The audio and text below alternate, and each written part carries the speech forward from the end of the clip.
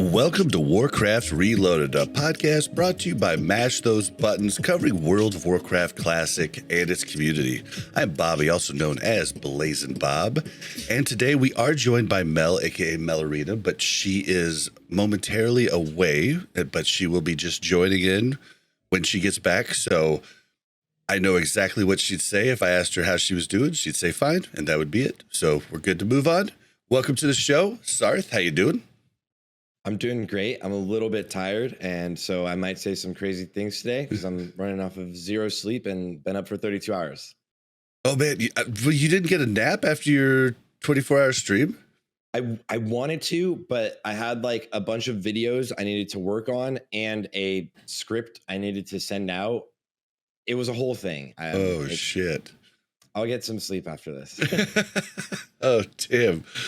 All right. Well, and then we're also joined by Scotty J. How you doing? Hello, mate. Yeah, I reckon Sarth will sleep for about 24 hours straight after this podcast. Definitely. But I'm good. I'm good. I was watching Sarth's adventures on the PTR so far, and I've got to admit, I was very jealous. And we'll get into that a little bit more later, but I tried to channel my inner Sarth and go for a really long, hardcore session, and I got to level 5 and then logged off. So it didn't last 24 hours. It was more like about 15 minutes. I ended up grouping with people and finding that it was just a very social, like hanging out with people. That was really fun. Oh yeah. Yeah, something you just didn't get to do prior. But yeah, exactly. We'll be talking about hardcore a lot. I'd like to start off the show by thanking our tank patrons in Thick Lizzy, Croxford, Braxton, and Turtle Whale. I'd like to remind everybody we stream live on Twitch, twitch.tv/BlazzinBob. But also, I don't have it all set up yet, but the account is there. Go follow on Kick. BlazzinBob, BlazzinBob. I am there. Give me a follow. I think Scotty J is my only follower at the moment, or maybe it's Go. I'm not sure, but I got one.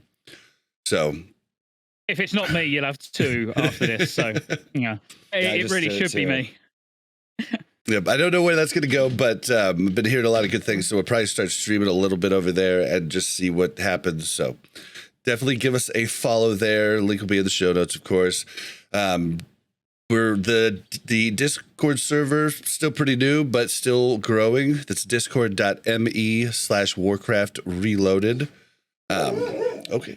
We're gonna do one voicemail. Then there's a question, and I don't know if this crowd is interested. We've told this story a long time ago on the podcast, but a lot of people have asked in stream recently too and stuff. So it's the story of like how me and Mel met and started to play together. So if these guys are interested, we'll probably tell that, the short version of that story. Then we'll talk a little bit about what we've been doing lately. Then we just have a little bit of news concerning BlizzCon, and then we're going to talk all about hardcore servers, and that's going to be the show, guys. All right.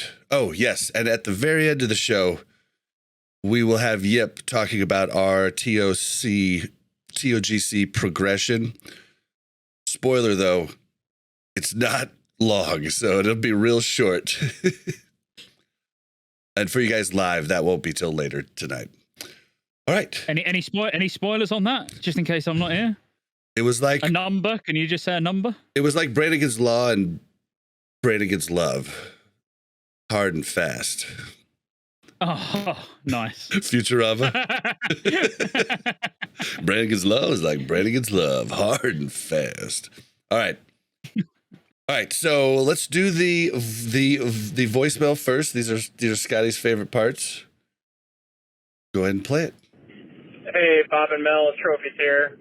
Long-time raid logger, first-time caller. Listened to your latest podcast, and I just had a quick thought. You guys are talking about not wanting the boost, but wanting like a quicker leveling. I know we all absolutely adore the Warcraft token, and we love everything it stands for. However, what if we had it more of like, get rid of the token idea, right? It's not necessarily game time, but you're buying, like, say, like a bag of 5, XP boosts. We all love, the joyous journeys we have going on. What if it's like, a bag of 5 coins, and each coin is like an hour leveling boost? They can also be sold on the auction house similar to the token now. So you can still have people using their gold as a gold sink, but you also are more benefiting from like the leveling experience. Me personally, I prefer them just keep Joyous Journey in. I think they've proven they're not going to do that, but I wonder if this would be an interesting replacement for the token, and wonder if it'd make people a little bit more happy. Looking forward to hearing your guys' thoughts. Have a good one, guys. I'll let you go first, because I'll need to put my bulletproof vest on before I say what I'm about to say. Yeah, I don't know that would, like, that sounds cool to me. Now, don't get me wrong. That sounds kind of cool to me, to be able to buy a week-long Joyous Journeys or something like that. But I don't think it could be a replacement for the WoW token, because their reasoning was to combat gold buying, and I don't see how that would combat gold buying. I might be missing something, but yeah, I don't know. But I mean, it would be a good way for them to monetize. I don't know. I'm kind of like at all lost for this one. I think it would piss a lot of people off, but yeah, I don't know. Who wants to go next? I think it would be really fun, but like it's very similar to private servers where like you could buy boosts, you could buy XP boosts. I think such an easy solution in my eyes is like, give us Dungeon Finder, and sure, I would like an XP boost, and then let me do Dungeon Finder. Like Joyous Journeys, double it and give it to the next person. But like maybe have Joyous Journeys for 70 to 80, but give us a real XP boost for 1 to 70, because on Blizz-like realms, you had that, and you would just run RDF, and leveling ults was really fun. People were playing the game all the time and leveling ults consistently. It's so fun to try something new, even if you're not even going to play it at max level. And I think that is a super easy and proven way of consistently having people play at the lower levels. So I'll let Scotty say, because I think he has more of an opinion on it. Yeah, so firstly, marry me. Secondly, yes, RDF. I've spoke about it to death. I'm not even going to waste my time. It should be in the game. It should have been in the game at launch. Like for 1 to 70, well, 15 to 70 bare minimum. Max level. Yes, I want it in at max level as well, but at least for 15 to 70, because we're missing one of the best experiences that you can have in Wrath, and I genuinely mean that. There is nothing better than going, after this show, do you all want to like rush to 15 and let's do some RDF for a couple of hours, have a few beers? That you can't beat that. Low levels in full heirlooms, absolutely destroying dungeons, but getting in quick. It's dungeon after dungeon. You're getting 2 or 3 levels a run, so it's all moving quick. Yeah, we're not going to walk to the fucking dungeons. You know what I mean? Like, we just run one dungeon over and over again, and it'd be boring as hell. Exactly. So, no, like RDF, definitely. But I am the sort of person, yes, I come from a very heavy private server background. I would pay for double XP all day long. If I was going to level a character and Blizzard had double XP on their store, I'll give them $15 for it for 3 days game time or something. 3 days of play time, you get double XP. So a bit like Joyous Journeys, but like Sarf said, double it. So it's basically permanent rested XP that counts for quests as well. And I would buy that, and loads of people would buy that, and they really do miss opportunities to monetize the game in a way now where they almost shouldn't care. Like, I read the comments, like that video I put out yesterday, and I'm not plugging content, I'm just using it as an example, about changes that they put in the survey for the recent Kata survey. That, like, some of those changes were bonkers, and it's all the people that want vanilla over and over and over again that are like, no, can you imagine flying around these zones? Can you, like, all this shit? Them days are gone. You've got somewhere to play. Like, I won't swear. Go to Classic era. Go on to Classic Hardcore. Play there. Like, let us actually have something different. And if that includes some monetization options like double XP, I think the way the people that are playing Classic Wrath still now, not just put in shitty YouTube comments, like they will accept some of this stuff and even use it. So not replace the WoW token, like absolutely not. But yes, a way to actually buy extra XP. I'd lap it up. I'd be all for that. Yeah. That's why I needed to get a bulletproof vest, by the way, before I said that. Because yeah, the comments on this when it goes on YouTube. Yeah, some people always hate that so much. They're so passionate about like, no, like that's ruining the game. And I think a lot of the focus there is more on like when Blizzard monetizes something, but like private servers were monetizing it at the same time. You're not really upset about that. It's like, this is a company, totally fine. I understand because like Joyous Journeys is just in the game and it's free. Random Dungeon Finder should just be in the game, and if they give you an option to like pay for some sort of boosting experience, I'm totally cool with that, because then I could leveling a prop paladin on not Wrath. I'm just trying to be cautious here, right? Leveling a prop paladin on those realms was so insanely fun because you're blasting and you're like doing all the damage in your group, no matter who you're with. People are like hard AFK sometimes, and like you have people that like have never played the game before, but there is always groups. There's literally at all times there was always groups, and right now it's like try to find a group for a dungeon leveling up. I try. It's gonna take forever and it's gonna fall apart. And it is so weird how people like talk about private servers, or we're going back to private servers, or we're doing this or that because of the monetization. It's just like, dude, most of them had it. Like, what are you talking about? And if they didn't, they were probably giving their buds, you know, some free stuff too. Like, I don't know. It seems really bizarre to me. Like, I don't have problems finding a group, but like, it seems really, really weird. I don't know. Mel, are you there? Are you there yet? Do you have any take on this? Mel? I guess Mel says, yeah. Give us I'm wrong and Bobby's right. So Thanks, Mel. Thanks, Mel. One thing that worries me is, again, I've seen people saying, was this fake about that survey? Which, by the way, I've got the PDF. It's in German format, but if you actually go through the YouTube comments, there's people saying, "Yep, I got that as well." Like, there's loads of people that actually got it. And in it, I'd love to see the English version of it. But they say like improving the group browser. So I don't think even in Kata they plan on putting random Dungeon Finder in. Oh, like, God. you know, that scared me a lot. What is this hill to die on? Why RDF? Like, how is that less social than anything else we're doing? Like, I get it, creating a group. I understand there's like this idea of the social aspect at max level. Totally fine with me. Like, finding heroic pluses, totally fine with me. Even though like every group is going to be like, we won't invite you under 5K gear score when it's so easy. But that's something that triggers me all the time. And most people focus on these arbitrary metas when they just themselves aren't really focused on optimizing the game.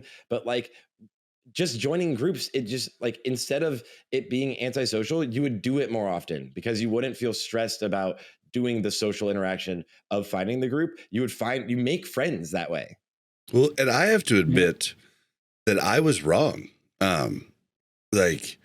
So when they first talked about RDF, like, I wanted it still, but like, I was like, I do think it cuts down on the social interaction, but I didn't at the time think about the fact that it's Wrath and dungeons are like 15 minutes. Like, I think in vanilla, you do Blackrock depths and you do most of it. You do get social by the end of that because you're with them for so long.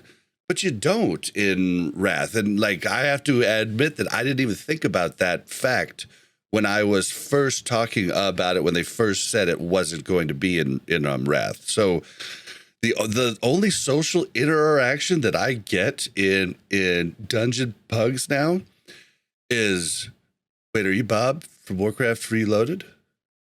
Yeah, that's it. And by the way, thank you to all of you guys that say you like the show when I'm in your group. Like, there's been a bunch of you guys so far, and really appreciate it. Thank you. And but you're marketing for me too in the group. But honestly, it's the same for me because it was sort of the same for me. Like my main on Mograine EU and my main on Mancrick are both called Scotty J, and I get in a group and they're like, "Oh my god, are you Scotty J from YouTube?" And I'm like, "Yeah," and then I get kicked. So I mean, it's similar, as in the recognition part, but like you probably get to do the raid, No, I don't think that's true. I get like one of two things. It's always like, oh, like you helped me like parse really well, or like you helped me so much for improving the raid, or I hate your thumbnail face. I'm like, trust me, I hate my thumbnail face too, dude, but it works. See, it's strange, and I've said this like it's a little bit off topic, but like when I get it far more on NA than EU. Like playing on NA is just fun. Every group I get in, someone's like, "Oh my god, like Scotty J, like love your content, like really nice." On EU, it's as if they don't want to say anything. They're like, "Oh, that's Scotty J," but they don't talk to me. It is really weird. Like NA playing on it's an absolute pleasure. On EU, it's like this is awkward. They just use emotes. They point.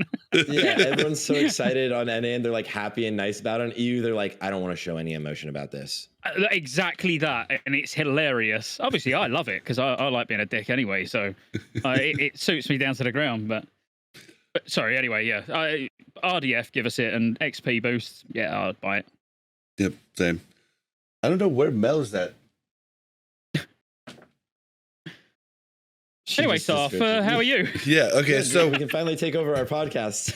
let's Scotty and Sar. Let's go. Scotty and Sar's show. Bye, Go. Go's getting fired.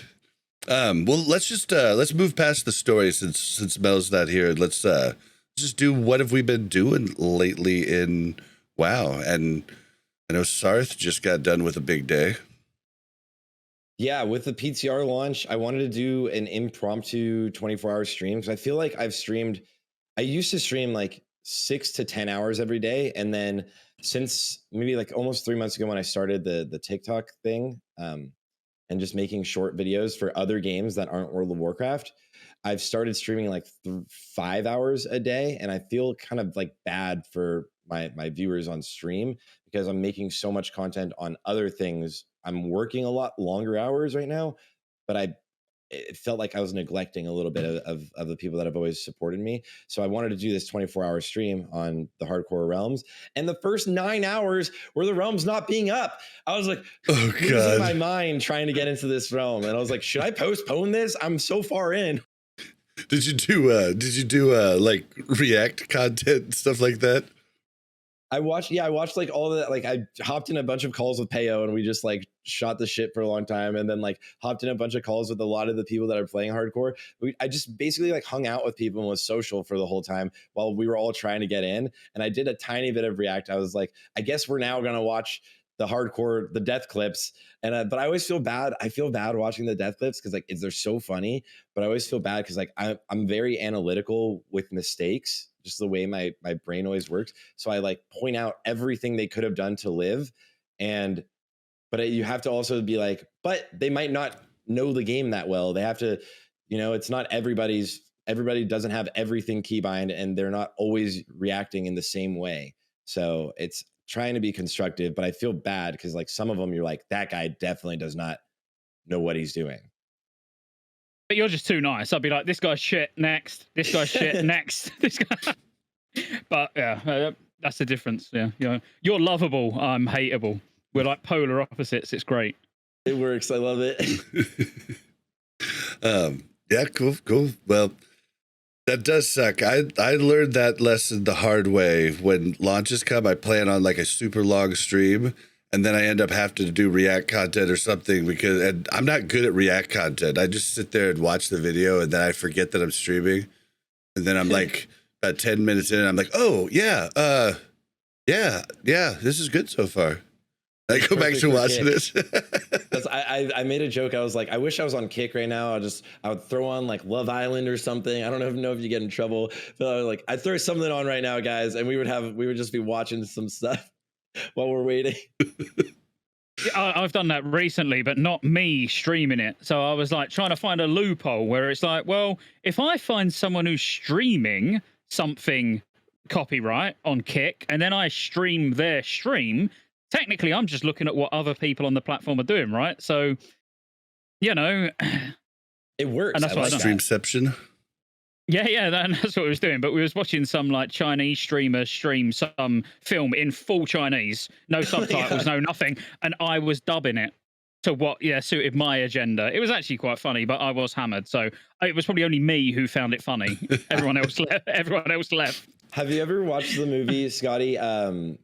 Oh my God, I can't. The Kung Pao Enter the Fist. Kung It used to be one of Pao my is favorite amazing. movies. Yeah, with a cow, with a cow when it's milking its udders, and then it's the Matrix. Like that is Yeah. epic. What The did baby I come rolling down the into? hill as well. Hi, Mel. Hey, welcome to the show, Mel. Are we milking cows on the show now? You know, And Cats, dodging the cats. bullets like Weird the Matrix. fetishes. Yeah, see we're what milking happens. I leave you cats. guys alone. Somehow we're milking cows. No, cats. Okay, Kung that's Pao better. and shit. They've got And little, Shaolin soccer very as well. little nipples. Yes, yes. Oh my god! Do you ever see Meet the Fockers? You can milk I a think I cat. have. He's like, yeah, you can milk a cat. Oh my god, I forgot about that. God. Oh This is a man. weird son. So wait, now I'm lost. Scotty, What what was have you up? been Yeah, up to? what have you been Yeah, up to? I yeah. was like, did I ask that already or? I have been streaming a lot. Yeah, so a hell of a lot more than I have for a long time. But honestly, mine's all RAF. It's boring. Like you guys want to talk about hardcore? Don't blame you. You know, but yeah, I've just been raiding. Like literally raiding, That's gearing. what I've been doing. Four characters up during phase 3. Yeah, that's it. I got to level 5 on the hardcore PTR and was like, why am I doing this? It's exactly the same as classic era.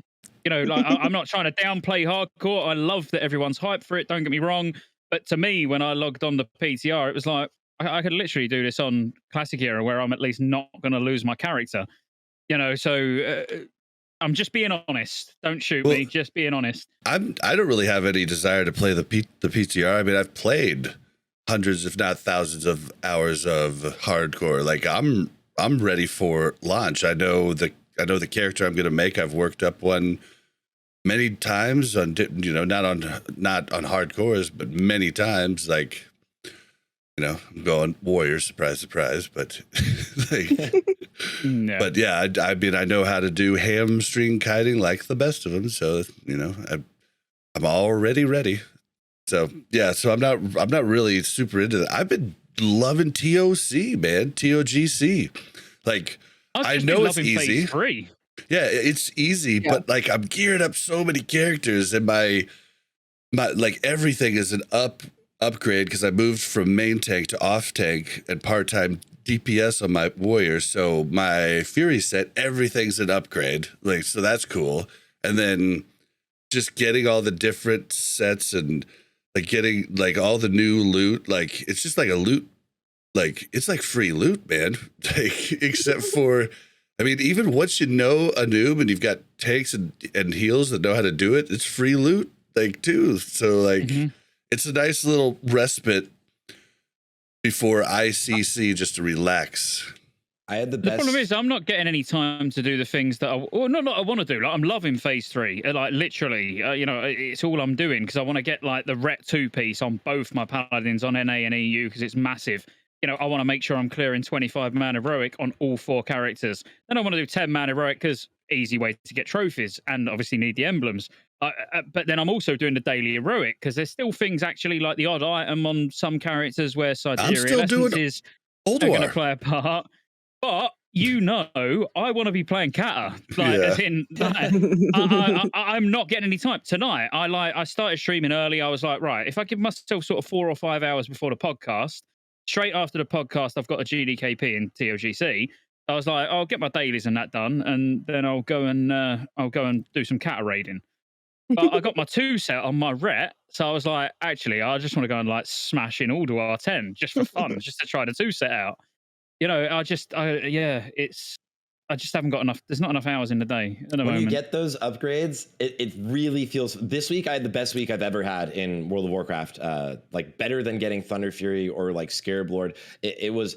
I got 3 pieces of my 4 set. I got Death's Choice, and I got the cloak, and I got the belt, and my Bis ring. So Nice. all of these items.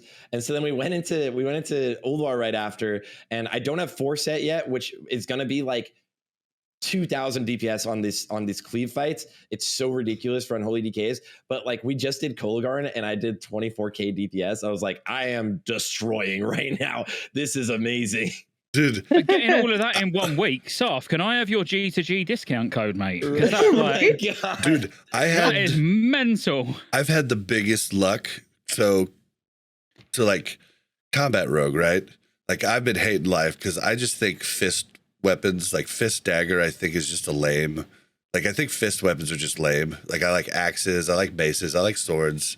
Like Yeah. I like daggers if you're assassination. Like, you know, but like I don't like the fist thing. It's just for some reason it just doesn't work for me. But as of day 6 of the new raid coming out, I'm rocking my main hand and offhand 258 bis axes, and I'm just like, well, that was lucky.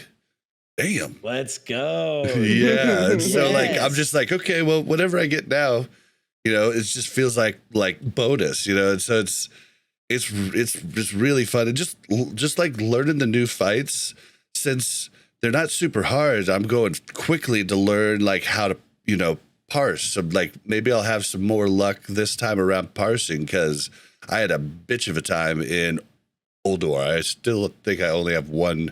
I think I might have 299 parses now, but everything else is like 96, 97, 98, and it was just a pain in the butt for me. But now I don't have to deal with the stupid rogue meta where people were getting 5 combo points before the fight started. Like I never did that because I just couldn't be bothered. But like, at least I don't have to, you know, worry about that. And I don't know. I'm having a blast with all the different characters, and it's just been a good time. I'm even having fun with the heroic pluses at this point because I know them so well, and we just plow through them. Yeah. I'm actually pretty fine with it. So yeah, I'm having a blast in TOGC, and I figure I'll have everything squared away and be ready to hardcore raid log when the actual official hardcore servers come out. So I'm feeling like it's a good timeline so far. I'm not sure I want to raid log. That's the thing.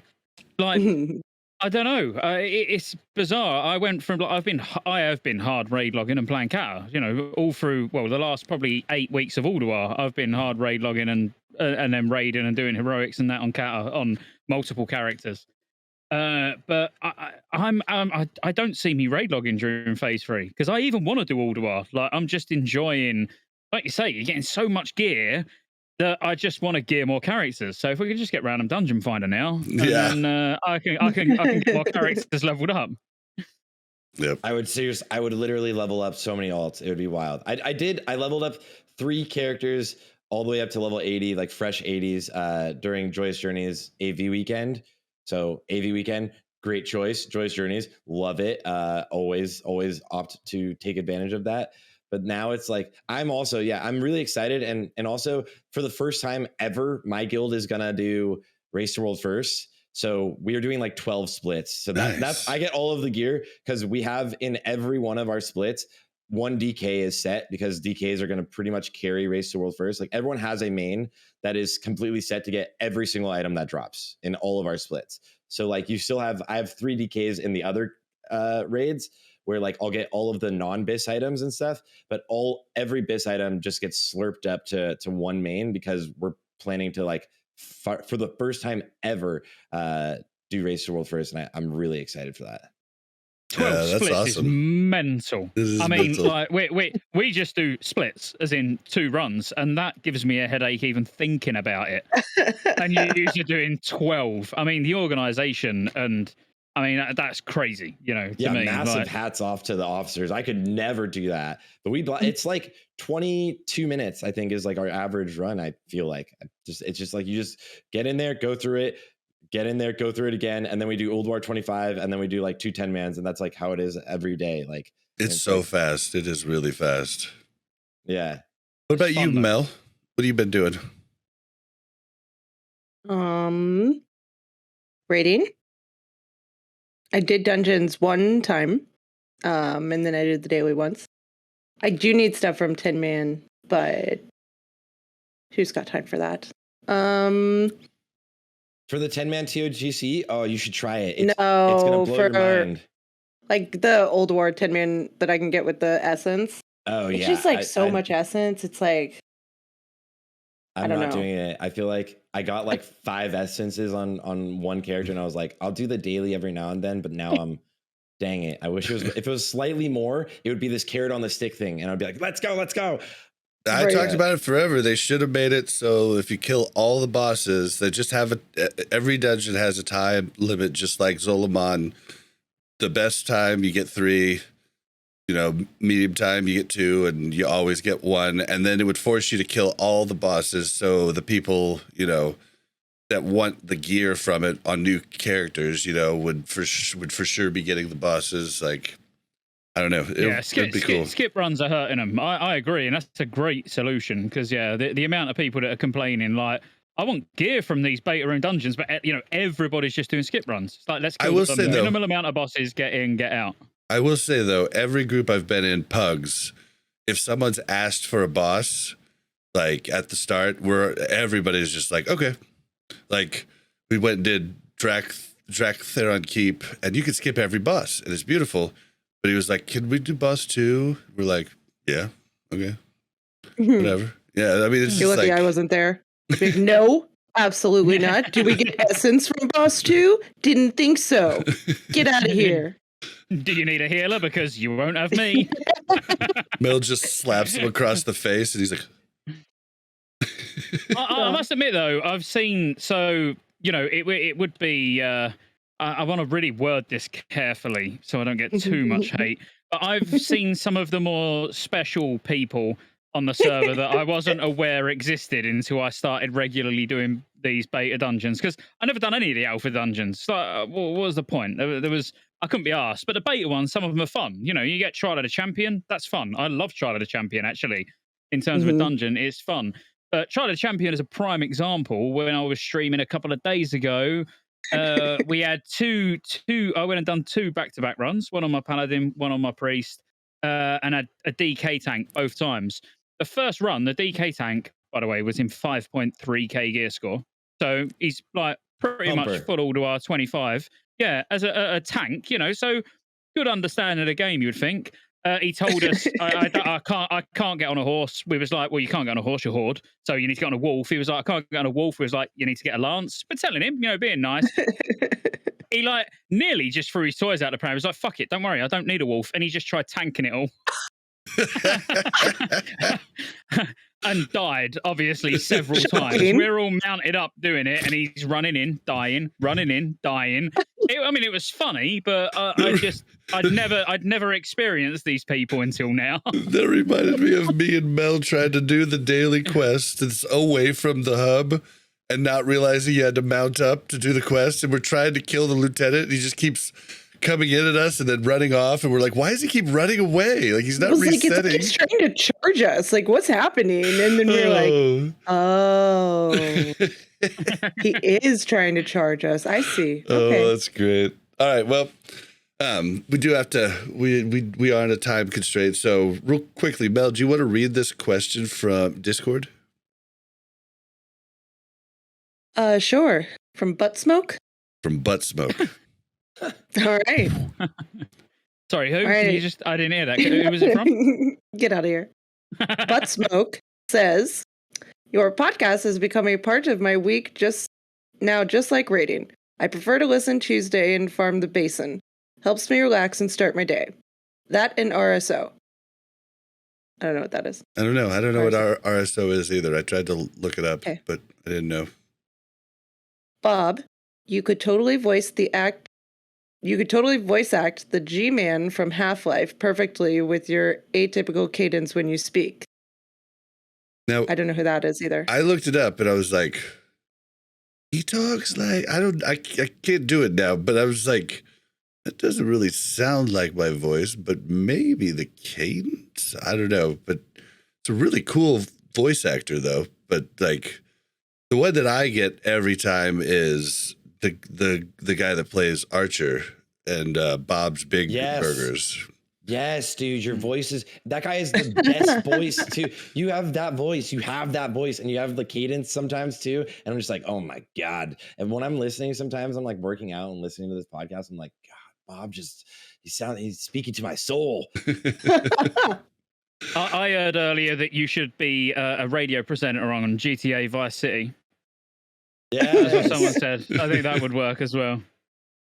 See, you've got so many job opportunities I here, would, Bob. I mean, yeah, give me a call, Hollywood. I'm open. I can I don't think record that's right how here. it works. All right. Anywho, you and your SO, significant other, play WoW together, huh? How did that happen? Which of you two were more into it when you two kicked off a relationship, or did you meet via the game somehow? I wish my girlfriend played WoW with me.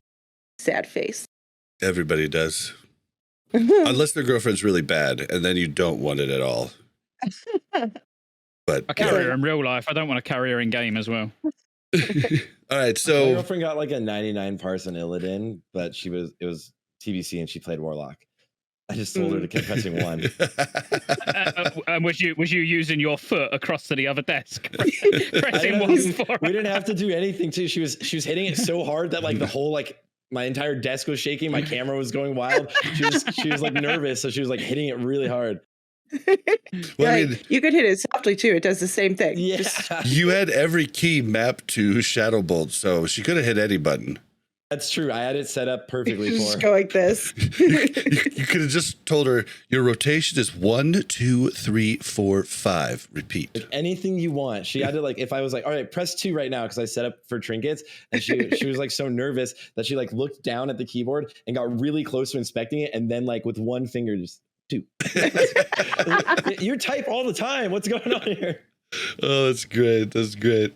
Listen, I do the same thing when I play on console games with Bob. He like tried to get me these like sticks that you put on the little joysticks, right? That like make it taller or something. Yeah. He was like, "This will help," but like when I'm like nervous or like running away from something, I like push it really hard, and then the stick falls off, and then I've got like one tall stick and one short stick, and I'm like, "Oh, this is so annoying." And he's like, you don't have to push it all the way to the left. And I'm like, I do, because I'm running away and I need to go as fast as possible. And I know that doesn't make any sense, but the logic in my head says I have to push it hard.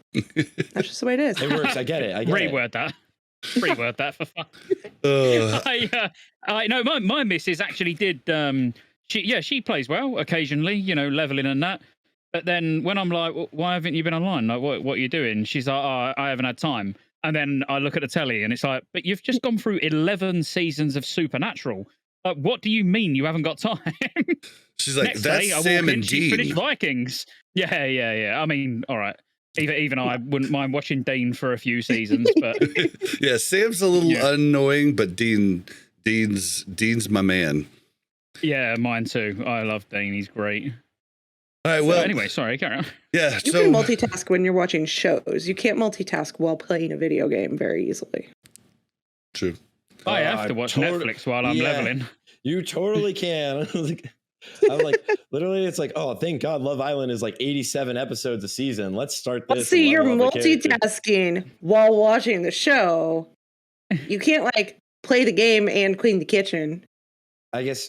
Oh, that's very sexist, though. Why would I assume that she was doing that? I'm saying you can't. She better be. But I mean, why would I assume? Well, I think I only know this because I keep telling Bob, why can't you do the dishes? And he says, well, I'm playing the game. And I'm like, only you could play the game and do the dishes. I'm sure they would get done. Totally. I think you should do it mid-podcast. We want to see him doing the dishes whilst co-hosting the new dishes stream meta. I'll start it. People might watch that. They'll be like, hey, Bob's washing dishes again. We'll do that work.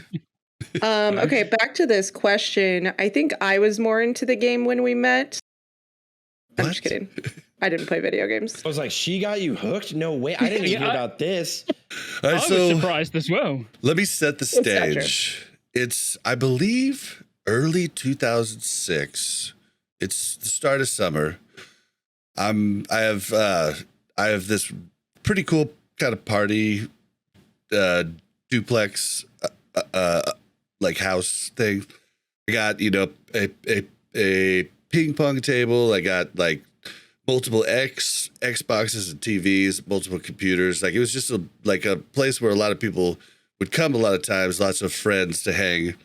But I was like addicted. It was like 3 weeks into when the first vanilla honor system came out in the very beginning. We're like 3 weeks in. I'm like knight captain or something like that on my mage. I'm at Torrin Mill. It's like 11 p.m. at night. I'm like having a great time. Nobody's home. Everybody's at work. I'm just like, just getting on her, running up, dying, coming back, dying, coming, you know, just like, it was completely stupid, but you know, I needed that gear. And so I'm doing that. And then I hear my roommate, JJ, coming in the garage, and I hear a bunch of people, and I'm like, oh man, he brought the party home from work. Dang it. So I turn off the monitor, run to the couch, pretend to sleep on the couch so that maybe he'll tell everybody to leave because his roommate's sleeping. But no, he comes in, wakes me up, and says like, Bob, hey, I got people over. Can you go up to your room and sleep? And I was like, dude, fine. So I get up, pretend that I was just like half asleep, and then I'm walking towards the stairs and about to walk around the corner. There's a bunch of people there, but there's this girl standing right at the bottom of the stairs. I was like, pardon me. I look over at her and I was like, oh, hi. Mm-hmm. And she much younger than. And yeah, she looked If this ain't really Mel, good. This is going to be awkward. She looked really good. And it was, yeah, spoiler, it was Mel. So I walked upstairs. It was my best friend. He couldn't get her, so yeah. he was And then you walked out from behind her, and he was like, "Oh well, yeah, that'll do." So then I walked upstairs and I was like, forget this. I put on, like, I had comfy pants and like on, and I'd like stuck on some jeans with some holes in them because that was cool then, and like, you know. Then put all that away and came out looking like James Bond in a tux. And then I like fixed my hair up, and I was like, okay. And then I came back down. and was like, let's party, you know. And so then we, you know, my roommate of course liked her, and then tried like she liked me, and then like the next day he was telling me like, hey, you know, like I called her, you know that, right? So I was like, yeah, no, you didn't, dude. Like she works with you, and you haven't dated her, or asked her out, or anything. And then later on, just like a week later, we've seen each other like twice. No. He proceeds to go and like party with me for like later. 2-3 weeks, right? And like go out like, you know, all the time and have fun. And then it was like 3 weeks in, I was, you know, into him. And then he was like, so actually, I really like to play this computer game. I'm not. Oh, no, like hold on. No. Okay. No. You forgot about JJ, the roommate. Like a weekend, I've went out on two dates with her, and he goes, dude, I just don't think it's cool. Like, I mean, you shouldn't date people that your roommate works with. That's just like, and we're like, that's not a thing, JJ. That's not a thing. You shouldn't date people you work with. Yeah, you're not supposed to date people you work with. It's just so funny. But yeah, so then we're going out a bunch. We go out, we party like every weekend, have parties at the house. And then about a month in, I'm like, so I don't really like to go out all the time. I like to play this game called World of Warcraft. And she's like, what the fuck is that? I was like, well, here, let me show you. And I showed her, and she was like, that's kind of cool. Can I play? And then Mel, you take over the rest of this part. Yeah, so he goes, I go, okay, well, fine, let me play. And he was like, okay, well, I'll make you a character. And I was like, why can't I just play your character? And he's like, no, you can't play my character. It's my character. Like, you have to make your own character. I was like, okay, fine, whatever. So he gets me a character, and he's like, okay, make your character. And it takes me like 30 minutes to like decide, you know, how I want my character to look and all of this stuff, right? And then I get on, and he's like, okay, go to this quest giver. Okay, and he spends like 5 minutes kind of giving me the tutorial to like how to like start things. And then it goes back to his computer. And I'm like, okay, well, where are you? He's like, oh, well, I'm level 60. You're level 1. So you just have to like work up until that. And I was like, oh, want to play I this? can't play with you. Yeah. I'm like, I didn't want to play this game so that I could just play in the same room as you. And I was like, forget this. So, you know, he finds somebody that is willing to be very nice for a tip and make my character magically hit 60. And so that happened. You're muted. You're muted. It was magic and super cheap back then, by the way. Yeah. The economy in China was in a different spot. Oh my god. Laura said to me, like, what do I do if I start playing WoW? Like, are you going to help me? I went, yeah. I mean, I've got loads of videos on my channel. You can go and watch them. I'll tell you everything you need to know. Like, I won't even come indoors and show you how to log in. Like, I'll put you in the right direction on a couple videos, but you're going to have to search for some of them, you know? So, yeah. Now she watches Saf. I mean, understandable. She's evolved. Understandable, yeah. So then, like, we weren't into raiding, but like we were having a really good time. We did a lot of PvP. She was a druid. I was a rogue. I was a night elf rogue. Laugh at me all you want. And we had I'm just a very competitive person too, so I wasn't gonna play and like be bad, right? Like I was like, okay, well, I'm gonna be good at this, and so I made sure I was good at it. I was also a college kid, so I had a lot of time. Yeah, so we had another real life friend that was a druid, and so the way we got our first pre-bis was we actually did stealth runs of Lower Blackrock Spire, and BRD, like a ton, and some in Skullomance, or not Skullomance. Yeah, whichever one has a front and a back door. No, it's Strat. It's got a front and back. Yeah, and so we just 3-manned all of our pre-raid bis, and we're at a BG one time, and this super geared guy, because Molten Core had been out for, I don't know, like 5 or 6 weeks. And a super geared guy in the best guild on the server, we ran into him in a BG. He thought it was crazy cool that Mel was a real girl. And we got to join the guild, and he looted me the Perdition's Blade on quote unquote accident. The first night that I raided with him, I went negative DKP, and that was all she wrote. We've just been doing it. We did it ever since. It was really rare back then to have girls playing games, or to have girls playing games that talked in the mic. Yeah, that like would. This guy actually he's like, all right, this brand new person, we got him to join the guild because he's also playing with a girl. Let's give him his bis weapon. Dude, the other rogue was maybe pissed. I'll get to see a female. The other rogue was like, pissed. What's the motivation there? Like, where do we think, like... Dude, he was so mad. Like, they were... Like, he was like, open a freaking ticket. He was like, dude, I did it on accident. You'll get the next one. The next one didn't drop for 7 weeks.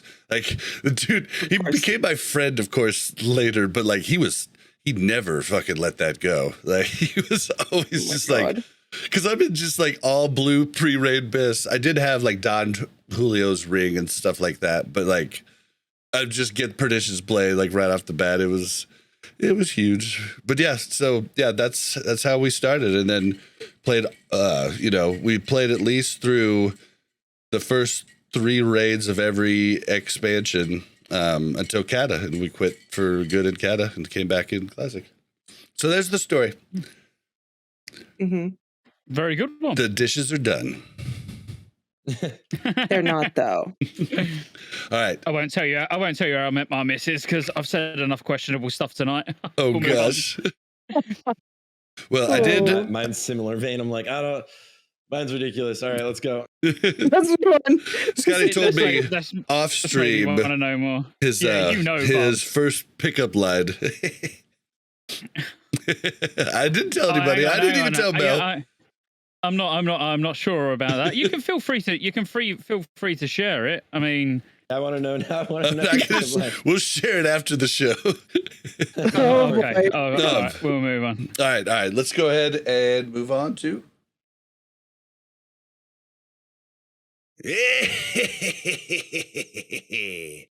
Time for the news.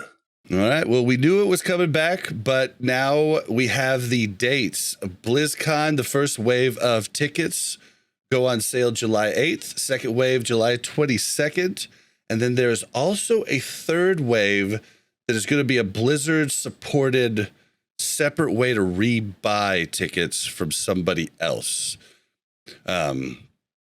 If you are a content creator planning to go, see this question a lot, buy tickets. Like some years you'll get like, I mean, you know, if you're huge like Sarth or Scotty, like it's in the bag. But like for podcasters, stuff of this nature, some years Mel and I would get it.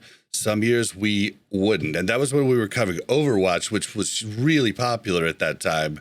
This is WoW Classic, so I don't know. Get tickets. If you get press, it's just a bonus. And then if you're really lucky, you get interviews, which is super awesome. But everybody gets to go to like, they have set interview rooms where like anybody can go in like and like have like a media panel with like, we went to like Jeff Kaplan and different ones, like, and anybody can record, ask questions. But like if you get like a one-on-one, it's really cool. I've never gotten a one-on-one, but I hear it's really cool. But yeah, so tickets are going on sale. They're doing something new this year. You can only buy 2 tickets instead of 4. Like when like each time you buy, make sure you have all your information put in the app as well as your credit card, everything, because you want to go fast. But there is a grace period now. If you get in and you see that you could pick like you could pick two tickets, then you do have 7 minutes to complete the transaction before they go to somebody else. The other caveat is it used to be you just would hit F5 as soon as it went live and then you just wait. Now you get in the waiting room early and it randomly picks people. So that's going to be a new one. Yeah. So the good old Coachella stance. It's like you log in instantly, but you probably won't get in. It's going to be rough, but like there is 2 different waves. So if you don't get the first time, don't despair. But it is a little bit of a bummer because before we'd always get 4 and then we could, you know, give 2 to somebody else. But like this makes it a little different. And the only other thing I really wanted to kind of point out is general admission is $300. 2019, it was $230, $229. But now there's a portal pass for $800. For that, it wants to be a real fucking portal. I'm telling you. Right? I saw that and I was like, what the heck? What are they giving you then? Like, it's like pretty broad. What they're saying is like, you get access to faster lines to enter. It's like, gameplay experiences. I want to see everybody Elon has- Musk shit going on. I literally want to be I'm gonna take a teleported rocket to the past. moon. Now, private Yeah. private concessions is pretty dang cool, depending on how many people are buying this. Because getting food from the food trucks, that's a good, like, usually you take turns with people in line because it's a good 45-minute wait to get, like, and they have a bunch, but it's just like everybody wants to eat around the same time. Like, that's a long time. So usually people end up leaving and going, like, across the street to get pizza or something and then coming back. Drinks. Well, that's why we have our room us. at the Marriott, because then we could just walk right up to the room, get that, you know, big gulp all filled So up. we're closer. We can walk back to the room closer this time than TwitchCon. Yes. Oh, yes. Yes. Oh, God, yeah. Way closer. It's like right across the street. That's perfect. Yep. Yeah. Yeah, we have the Okay, rooms so booked can and I ready. point something out? Can I point something out? Because on the general admission, it says early access to BlizzCon store on Thursday. And I feel like you can't get early access to something Well, for it's the just normal ticket. they've For never general done. admission. I don't think they've ever done the BlizzCon store on Thursday, which I think is an awesome idea because you have a lot of extra time Thursday if you get there early. Like we get there Wednesday night, and that's usually when we get there. But like that's really cool because people will wait in line for 3 and 4 hours at the BlizzCon store, not knowing they could just order it online and then pick it up at the concierge thing. Like it's crazy to see like people wait that long line. But if you see one of your friends doing it, you'd be like, hey, I got $80 here. If you could just grab me this when you get up to the front, I appreciate it, brother. I don't think Portal Pass is worth $600 extra though, in my opinion, but Well, it's only If you 500 got it. extra. But yeah, it's I don't know what it is though, but I don't think it's going to be worth it. But some people just have a lot of money. So I hope so. I hope it's something crazy, like some crazy experiences. But like, as someone who plays video games for a living, like I'm not paying $500 more for anything. Like right now, you know, it's like fucking... it's got to be really good. I'm just sat here nodding and smiling because I've got zero intentions of going. And you promised me you would go. When you didn't come to TwitchCon, you promised me. You promised. You did. The thing is, look, I'm very different to probably most. You know, I even told Sarth at TwitchCon that you promised you would go to BlizzCon, and he was excited. Listen, literally, I would fly over and come and see Sarth, go for a drink, get absolutely shit faced. Then I'd go and see you guys and crash probably near the sink because I'll end up doing the washing up because Mel's not going to do it. So like I you know, yeah, I would do that. But like I've got no interest in BlizzCon, TwitchCon. I fucking hate queues. I built a bar there because I don't want a queue. Dude, you know, like, I can literally sit, I can walk to the bar, I can have a drink, I can then go sit in the hot tub. I can watch it here at the computer or in the hot tub. Why do all this shit and then go and queue? Scotty, the whole thing is like we only go to like 1 or 2 panels during BlizzCon. We end up watching everything on the online pass on the airline ride home and then over the next weekend because we're doing everything else. I mean, you're just hanging out with all of the creators and it's so cool, dude. Like I was telling Sarth way before we went to TwitchCon how cool it was, and TwitchCon was like very similar to what a BlizzCon will be. BlizzCon will just be that but bigger and more people that you know, and like it's really about the people and everything, and really way like you could just go get a room at the Hilton, not even go to BlizzCon, sit in the hot tub all day, then we'd come after and we go party all night and then sleep in all day, sit in the hot tub, go party with us the next night. But what if this is about as close to people as I want to get? Oh, you'd have to get... Then we can't really share beer, and I know you're going to want to share beer because we're going to have a blast. Yeah, but that would be fun, you know, going and seeing people that you want to see and you know, arranging stuff. I've done that. You know, I've met so many people from my stream, you know, where we've had nights out. I mean, we've had nights in. Like my missus went spare one night when like 8 o'clock in the morning we were still drinking. People was getting kicked out of doors. We're like, forget about that. But there was things that happened and it was all streamed. Goblin was going to the hospital. Meta. We had a mad night at mine as well. So I like that, but I prefer it like, you know, not having to travel and get on planes, and I'm just not about it anymore. I used to be. That's what I used to do for a living. You know, like, before I started doing nothing, I used to travel all over the place, all over the world. I was at home like 2 nights a week, and I think that's what's done it. And this is going to sound soppy from someone who, you know, most of the things I say are sarcastic. You know, I don't really mean it. You know, and I don't want to leave my kids. Like that genuinely is it. You know, I used to spend 5 days a week. 5 days a week, every week away from them. And I miss so much that, like, unless I'm going to take them with me, which then, you know, the little shits will ruin the experience because I will want to be out getting shit faced every night. So it's like, I can't win. You know, it's like, I don't want to leave them, but I don't want to take them with me either.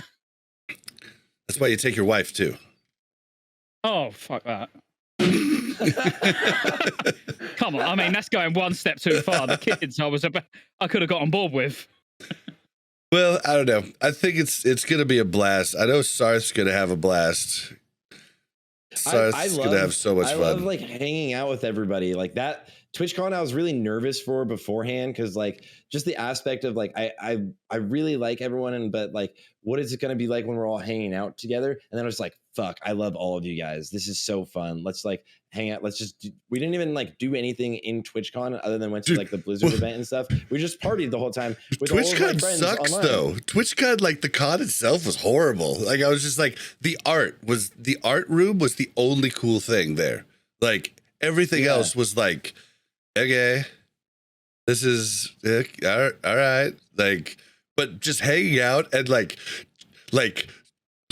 Crix would just be running around with his stream and be like, okay, well, we're gonna go get something to eat. We will stream snipe you and we will find you. And like I remember sneaking up on Crix when he was walking to go get lunch outside of TwitchCon, and I'm just in the back like making faces in the street. I mean, it was a blast. It was just an absolute blast. Well, just call me when you're there. Call me when you're there. Or when one of you are streaming. That's enough. Scotty. Yeah, do that. I'll accept. It don't matter what time. It don't matter what time it is. I will accept. Me and Crix went IRL questing on scooters, and Crix is just streaming on the scooter, and I'm just following him. He was following me, and I was taking this to the wrong place. So then we got lost, and he's like, "Okay, I think it's this way." And then it was just the whole thing was just an absolute blast. Mel was not included in this because Mel knows better than to get on a scooter after drinking all day. Saying I'd kill myself. Bad choices were made. That's what I do. Like pretty much anytime there's a scooter and I've been drinking, I'm like, you guys take the Uber. I'll be there. Be right behind you. I'm going. Yeah, I'm scooting. Yep, I'm scooting. Sorry, have you ever been to BlizzCon?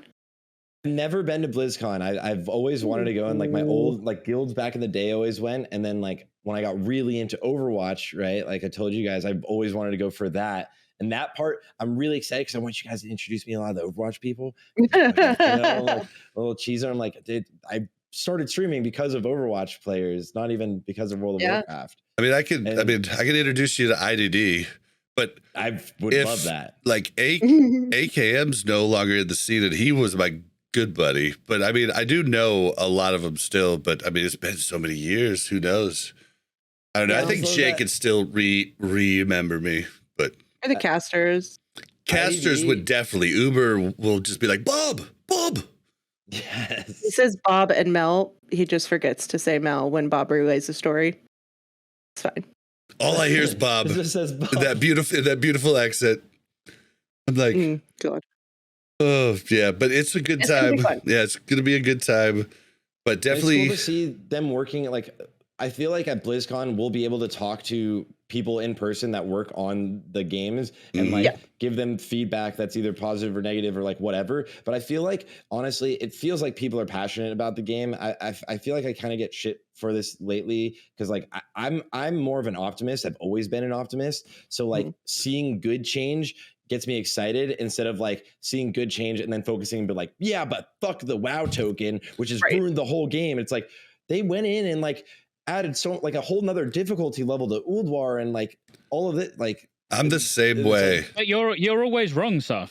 You are always wrong. That's the bottom line.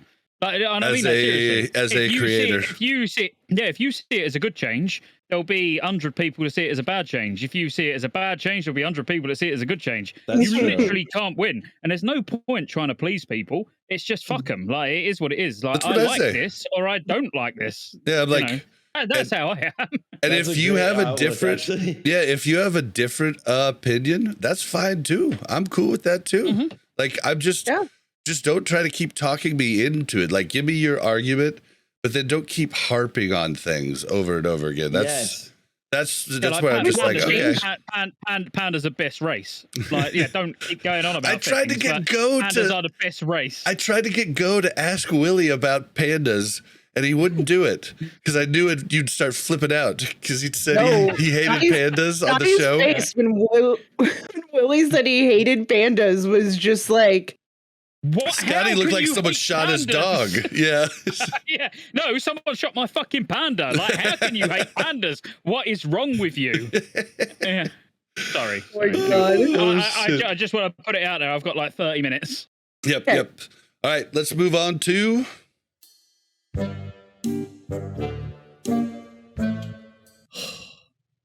Bobby, we need to have a talk about this World of Warcraft Classic. Do I look like I know what a WoW token is? all right. You do now. Hardcore coming soon. So these two guys, along with April Kit Kat and Josh Corbett from Countdown to Classic, all had interviews with Blizzard about this. So I'll link those in the show notes, and I encourage everybody to check those out too. But I think for this show, we're just going to kind of go over the different bullet points of the changes they're actually making. So the first one is death on a Wait, hard. first I want to ask, did you guys enjoy your interviews? Oh yeah. I was really stoked. I love doing things like that, and then afterwards I thought of a lot of ways to make it better, and then watched Scotty's, and it was literally like I was like, wow, that was so good. Damn it, why didn't I think of that? And now I wrote down notes from Scotty's interview, and I was like, I want to do that next time. Don't, mate, please. I don't. Oh, come on. Oh, No, it's just it makes me so excited. It makes me so excited for like friends to be so good at their craft. You know, this is where we are. Oh, sorry. I've already asked him to marry me. I was just trying to set the mood. I was trying to set the mood. No, sorry, Sarth, have you got anything else before I no. before I drag it straight down again? I was really stoked on the interview. There's things I wanted to ask that I kind of got shut down on asking about, and that's totally fine. I understand it, but yeah, I was really excited to do the interview and get that information out to people. Yeah, it's just cool. I enjoyed it. And like, I'm not gonna lie, you know, it don't matter how confident I come across or anything like that. Anything like that, where you got one shot, that's it. You know, You're fucking nervous as hell. There's no do-overs. Yeah, it's, you know, I've done presentations to thousands and like tens of thousands of people that, you know, VPs of Coca-Cola and yeah, like big presentations where yes, you're nervous before you go out, but when you go out, you own it. You know, but with Blizzard, because they're very rigid, you know, you're asking questions to people rather than demanding answers. You know, there is a big difference. So there was a lot of times where I'm leaving things open-ended, where it's like, just tell me more. Like you've got the floor. I'm setting you up where you can tell me anything. And it was literally like they were great. Agram was like amazing. Nora was amazing. But you could tell that they had their hands tied behind their back, you know. And I will be completely honest, I don't care. It was like you could prod, but you weren't getting anything than what they was obviously allowed to give. They were approved to say certain things. I understand from a PR perspective, but I feel like there could have been a little bit more differentiating factors between mine and Saf's, you know, like Countdown and Cats, you know. Like, give each of us a little bit rather than all the same generic answers to every single one, because then it doesn't make any of the interviews special. You know, it's like, watch any one of them, you'll get the same info out of them all. It would have been like, go and watch Saf's. Oh, there was like, we got so much more than out of Saf's than we did out of Scott's about PvP and PvP flagging and all of that. But if you go and watch Scott's, you'll hear so much more about griefing and, you know, there was just a little bit special, something special about each of them.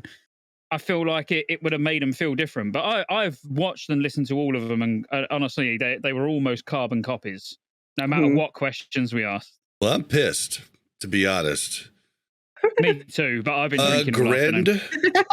Grend took shots at me in multiple interviews, talking about butt pulls and Bob the hunter pulling with his butt and screwing up runs. It was always Bob the hunter, and I'm just like, what did I do to you, Grend? What did I do? You wiped him. You wiped him. He knows. Yeah, you know exactly. It's always the hunter. There's no surprise there. Why is it got to be Bob? Why is it got to be Bob? I'm just saying, if you put like, it's usually Bob's fault and then it's usually the hunter's fault. If you put them together, it's going to always be that person's fault. So that makes a lot of sense to me. They were good though. They were good. Definitely. All of them were good. I'm not taking that away. There'd be questions maybe. The thing is, who Blizzard choose is largely, and that's down to them. So there'll be a lot of people who are far bigger hardcore players than me. 100%. Like the vast majority of the hardcore population are bigger hardcore players than me. And Saf, obviously, you enjoy raiding. You play a lot of Wrath. There'll be these diehard hardcore fans that are like, well, why are they asking them? But that's just kind of how it goes. But I feel like everybody they interviewed actually asked questions that were pertinent. At least there weren't any where they were ridiculous, where it's like, well, why are you asking that? Maybe other than one of mine. In all fairness, no. I'll take shots at myself. I don't mind. No, about would hardcore come to other versions of the game? But I said that more out of, like me, I would be more inclined to do hardcore in an official capacity if either A, I could move it to Wrath afterwards, or I'd just done it on Wrath in the first place. So, that was a selfish question where I was like, yeah, fuck everyone else. Like, I want to know. Because I would. But then afterwards, people actually started reaching out to me and they was like, no, that was great. Like, we're a hardcore raiding guild on Wrath. And I was like, man, I didn't even know you existed. I didn't even know that was a thing. Yeah. So again, you can't please everyone. You've got people who do hardcore on Wrath. You've got people who do hardcore on, classic era or vanilla, as I would call it. So it don't matter what you ask or how the interview goes. There will be someone that's like, you didn't ask this, or you didn't find out that. It's like, it is what it is. And then some people, when I did mine with Brian Birmingham, there's so many people that are like, you should ask this. And I was like, crap, I should have asked that. Yeah, but the thing is I came up with the questions though. Yeah, but you can ask things if they're controversial. Like, everybody always wants you to ask all these controversial questions. You're not going to get a controversial answer from a Blizzard employee during a Blizzard sanctioned interview. Yeah, you're just going to piss them off and then just not get another interview. Like, we're not going to cut our nose off to spite our face because they're not going to answer it. It's going to be a lose-lose for everybody. So. Yeah, you're just not. And I do completely agree. I think it would be really fun for the people to just kind of like wing it and just talk and shoot the shit about like what they've worked on, what they're excited about, and like really like break down. And so you can give them every question. But like you have for something like this one, it's like a very set amount of time. It's very structured. I submitted like questions ahead of time. I polled a bunch of hardcore players and like very like people that have been playing hardcore very seriously for the last 3 years and like with all levels of experience. And even then though, it was like kind of whittled down to closer to kind of exactly what they wanted to get the points across of. But luckily, I think for me, it's exciting to see that like the people that are working on it and that you're talking about, like some things you can bring up will like pique a huge smile on their face and they'll like get excited to talk about it. But there's definitely limitations and you're like, just tell me everything. Tell me all of the ideas. Why didn't you do this? Why not that? And it's like, it's good old corporate companies, They're like, yeah, someone's there and like they've decided. When we announced Hardcore Realms, I was so excited for like all of this cool stuff. A lot of things we found out now, right? We kind of were going to be announced back then, but a lot of it got cut. And it was like, we'll just see if we just go off script and see if we could just go for it. It's super fun though. At least they're communicating and that gets me excited. But I do agree. It'd be cool to just like, just open it all up and have like no holds barred. What's going on? What are your thoughts? And like, what are you excited about? So. But that's not in the best interest. Like Blizzard, that's not in their best interest. Like, they say anything slightly wrong or in slightly the wrong way, and people will have their heads. And people have their heads anyway, right? Yeah. But don't give them ammo, right? I was just happy to see that it was people that done the interviews. Again, I'll exclude myself from it purely because, like, I don't want to talk about myself. But it was good to see that it was actually like people that done the interviews that do play the game. It wasn't like retail players that just normally do interviews. So they done an interview and ask ridiculous things. It was actually, it was players that whether I played shitloads of hardcore back in TBC. You know, like it's gone. We're at that spike again. We went through that spike during TBC when that was all I streamed. And maybe in the next couple of weeks, when there's less to do on Wrath, I might just be full-time hardcore again. Like, I don't know. But this isn't new. Everyone is raging about it like it's new. When ultimately it's been 3 years, I would say, around that hardcore's existed. It's just got a lot of big names that are now streaming it or talking about it. Like I was shocked to see Lazy Peon talking about hardcore in his videos, and I watch all of his videos because I like to look at the wider MMO genre, everything that's going on in the MMO world. So to see him start making a series about hardcore, I was like, Jesus, that's really cool. But it's not going to last because his views are shit. He can put out no, they are. Like I don't mean that in a bad way. Yeah. I love Lazy Peon, but he'll put a video out that will get nearly 1 million views talking about like Ashes or talking about Guild Wars 2, or is it worth playing this game in this year? But now, he's doing a series of hardcore videos and it's like 80 to 100K or something like that. He'll look at it like, no, this ain't worth it. And he'll stop doing it because at the moment, you've got a lot of content creators and like, Saf, I'm obviously not talking about you. You've done hardcore for ages. I again, was doing hardcore, but you got a lot of people jumping on the bandwagon. Oh, yeah. And then once that dissipates, then what you've got left is the hardcore community. And then what does that look like? So again, I'm not being negative about it at all, but there's a lot of people that obviously create content because it's like, it gets views and it makes money. Like I don't hold that against them. I love that. That's great. I hope they make as much money as possible. But then how does that leave the game when that passes? I do think the optics are good.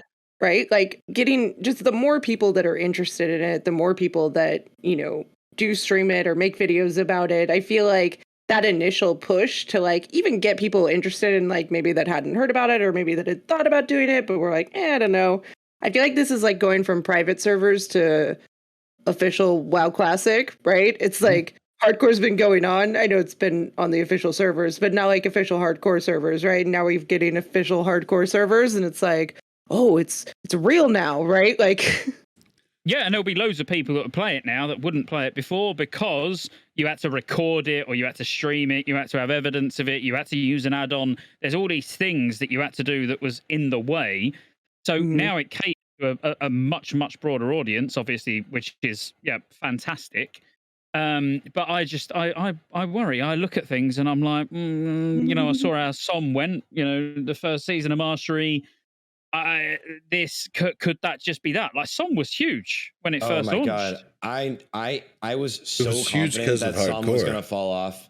Yeah, it was purely huge because of hardcore. I was so confident. I was like, Som is dead in 2-3 months. I'm gonna play. It's gonna be fun, guys. But I'm playing TBC, right? Som is gonna be dead, and it was like just exactly as I predicted. I think hardcore, especially with the rules that are in it, it's a huge push early. And there's some things that detract from longevity, like trading and auction house and stuff are amazing early on, but they do hurt like the longevity of and like the kind of the achievement of hitting level 60 on characters, but it promotes people rating at 60. But once people clear Nax, it's gonna see a huge die off, and some people like die. We're gonna see a huge die off. But I think that's Blizzard's plan. I think they don't care. This is a stopgap to get people excited in between working on season 2 is like my thought.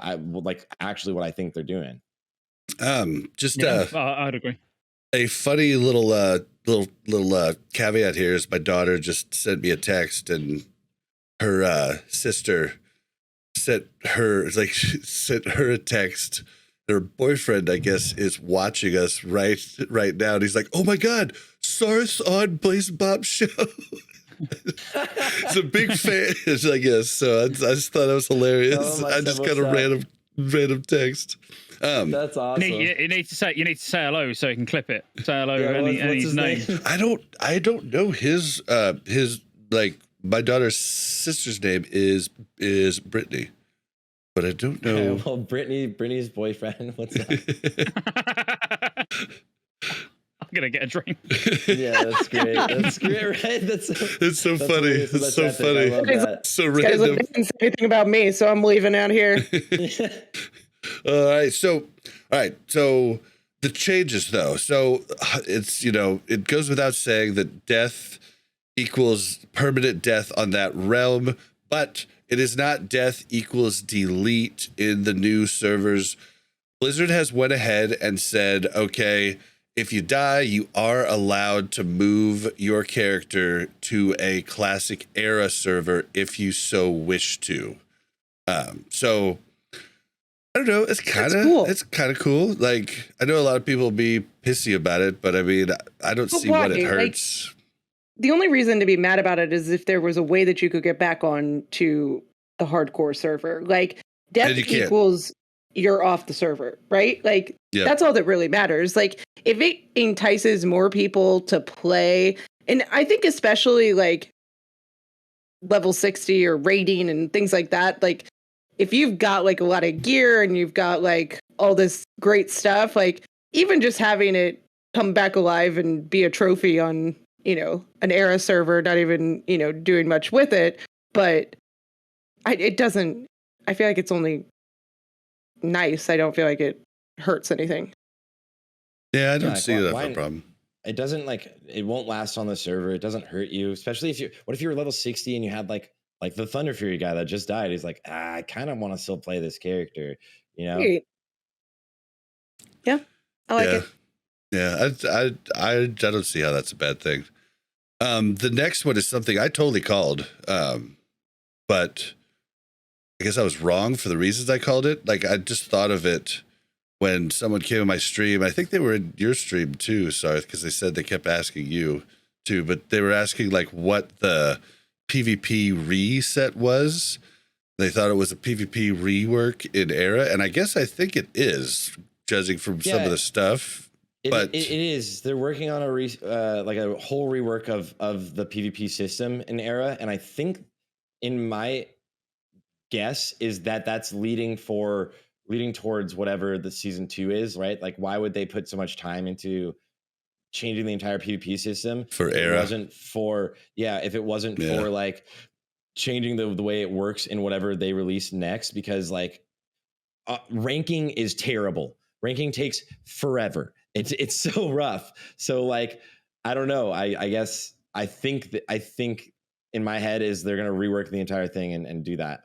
See, and that's what he told me was your answer, and my answer was the changes they did here. I was like, well, maybe they had to reset it because I'm guessing that they're gonna make it so you can't auto flag PvP on the hardcore servers. So maybe it has something to do with that. So I guessed this, but for the wrong reason. But yeah, basically you will not be able to flag for PvP without running into like a enemy town or typing /PvP.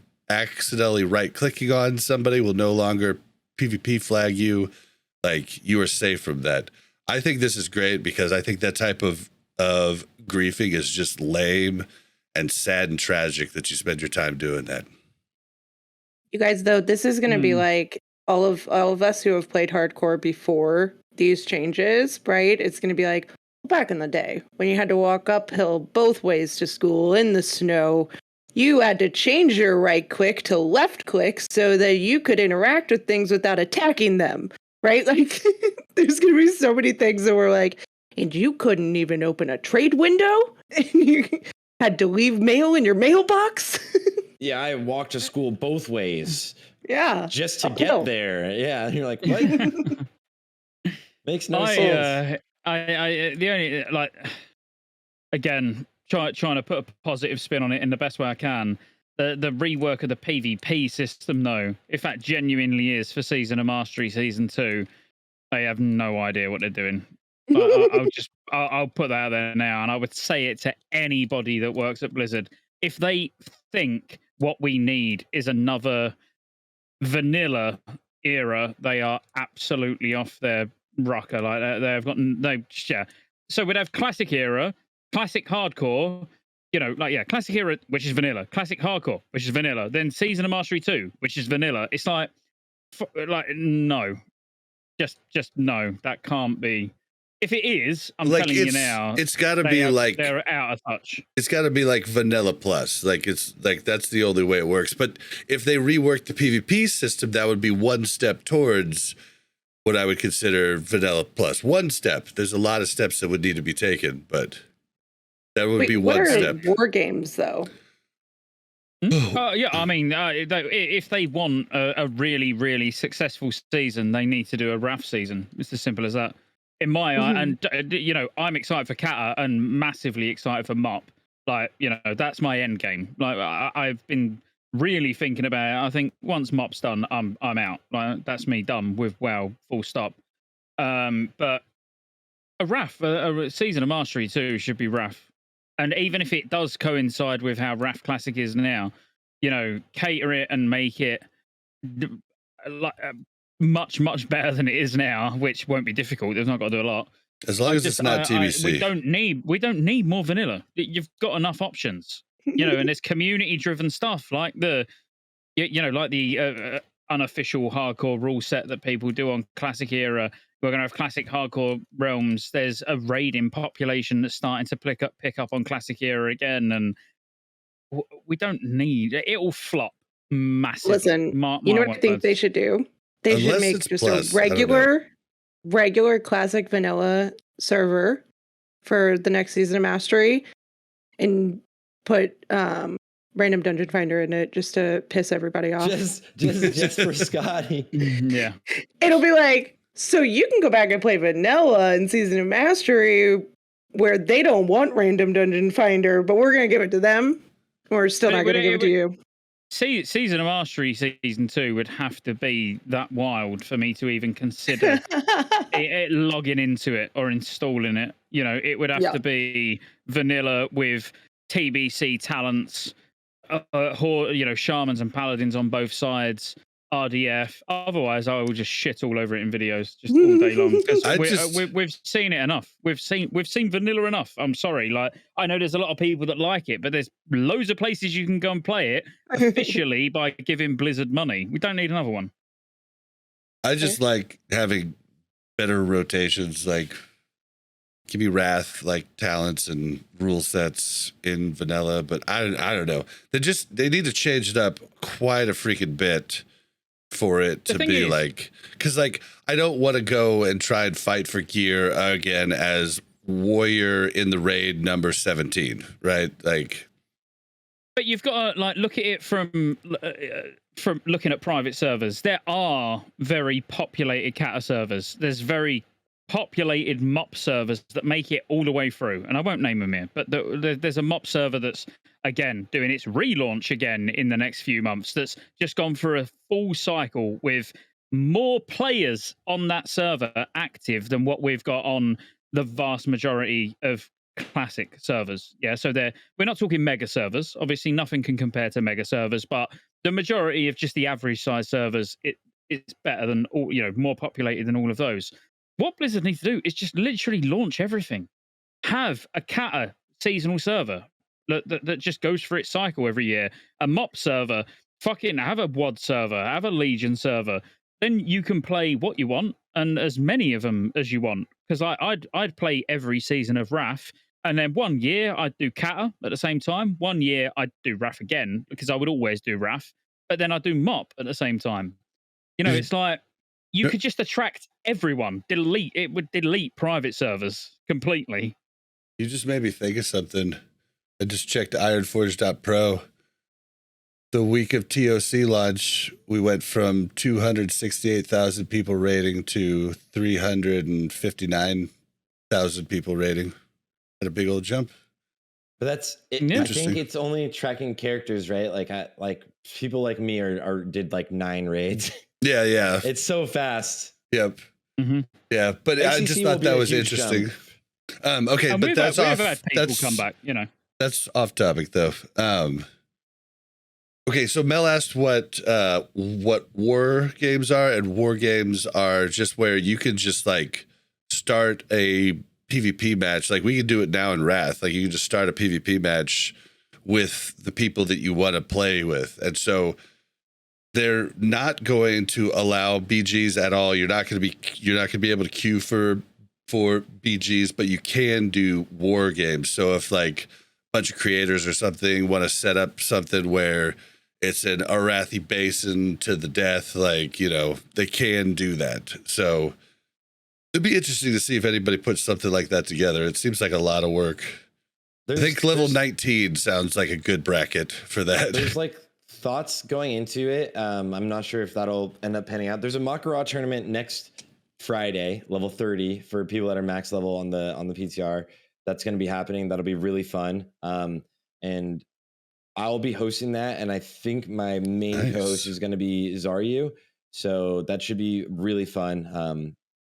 Peyo's going to hop on a lot too to do that. So this is going to be that should be really fun. But war games are hard because it's like an entire battleground on hardcore is mostly people trying not to fight each other and hide, you know, and then one person going for it and then everybody like running away or something. So we'll see. It'll be like maybe like 3 rogues will instantly ambush someone in Discord coordinatedly and then like get them killed and then vanish and run.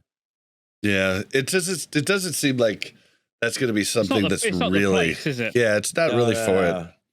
I mean, honestly, raiding isn't really the place. The majority of people are never going to raid in hardcore. Like but it's not really about that. I don't think. Like, well, even the whole duel to the death, this Matt Garage stuff, like, yeah, it sounds great, and it will be fun. It will create some fun content, you know, streaming content, you know, for viewers. But every single person I've spoke to, I've not spoke to a single person that said that they would do it.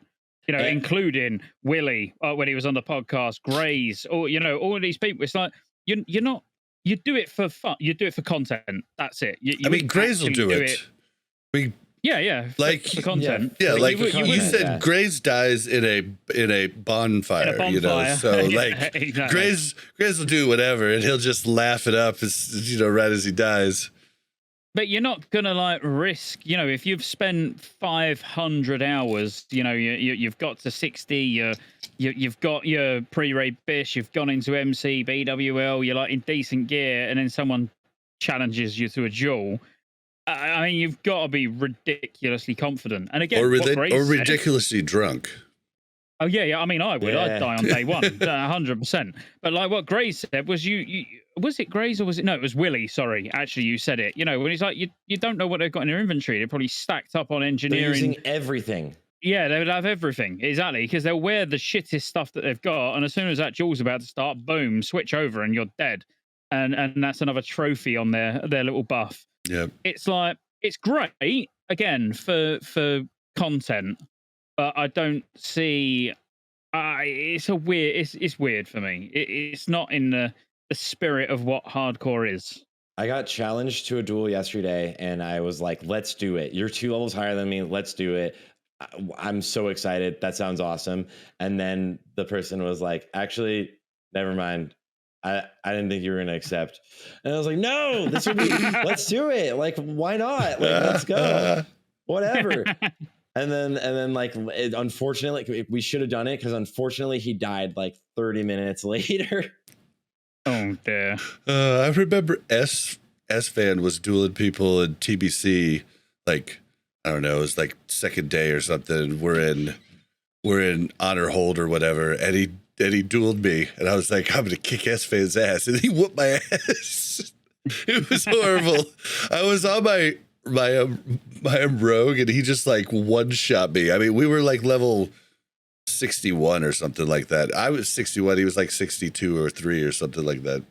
But yeah, okay. Side story. People that are gonna do the duels are the people that are the best at the game, so you're not gonna want to duel them. It's like, I don't want to duel Bob mages. Right now, yeah, know? It's like, I'm just gonna be honest. You've been practicing this forever. All you do is, this is your life. I have a chance of winning, but like not 9 times out of 10, and you know, so like, it's not a chance you're gonna take. Yeah, exactly. Yeah, it'll be fun for content creators. I don't know how fun it'll really be for like your average player, but okay. So I think everybody's happy with this one, but PvP quests, like the ones like that would flag you for PvP are gonna no longer flag you, like the Defias Messenger. Then also quests that kill you, like the Vidir Elixir. They found a way to, instead of it killing you, you get like a buff. So with that buff, it takes you down to like 1 health and you have a buff, and then you can heal up and go turn it in while you have that buff active. I just don't see a problem with this change at all. I think it was a lame way that people would trick people that didn't have rested XP into dying. Yeah, and I mean the Shadow Forge key, like it needs to be Shadow Forge obtainable. key. Yeah, unless you need an engineer. It's unobtainable without a change. Yeah, you'd have to have an engineer or a rogue in every run if you can't get that and stuff. Yeah, no, everything should be obtainable. So yeah, and every quest should be completable. Yep. So yeah. I mean, I personally think that's a good change. I'm interested to see. I don't know if they didn't mention exactly what they've done with the Shadow Forge key, have they? Because they didn't say to me what they had. You get like a buff. There's a like brazier in the like inside or like nearby that you can click, and it'll allow you to interact with NPCs and stuff. So okay, they said they wanted it to be a surprise. Well, that was a big surprise. Wait, you mean brazier? Wait, you mean brazier, not brazier? Brazier, no, he wants semi-naked women on his screen. Where everybody goes and hangs out, right? Brazier. That's what Def Cam used to always mess up, because brazier, he'd always say brazier instead of brazier, and brazier is like what a girl wears. Yeah. Oh, Sar's delirious. Yeah, I get a pass. I get a pass today. We know what he's got on his second screen. I think that's more what it comes down to. I have Payo. He's trying to convince me to do our Wailing Caverns, and we're looking for a healer. Oh god. Man. All right, so leashing. So anybody who doesn't know, in hardcore, and I mean just in vanilla, it was a really funny thing for griefers to pull like mobs that are way higher level to other zones to kill people. This is no longer going to be, or it's going to be extremely hard. Like that's like a 500 meter leash at the moment, and they'll just go back. They're going to be monitoring it to see if they need to change it for like regular gameplay for kiting or something like that. They do. You think so? For sure. There's a quest in like the Barrens near Crossroads called Counterattack, where everyone you would pull the elite mob and you would pull them all the way into Crossroads so that the guards would kill him, and you don't technically need to loot him. You loot like he puts like a flag on the ground, and right as you're about to get there, he goes back. And I'm like, God damn it. So it's gonna be interesting. And then like I want to solo King Bangladesh or Bangalore, whatever, on my level 30 hunter on the beta, just to get the master hunter bow.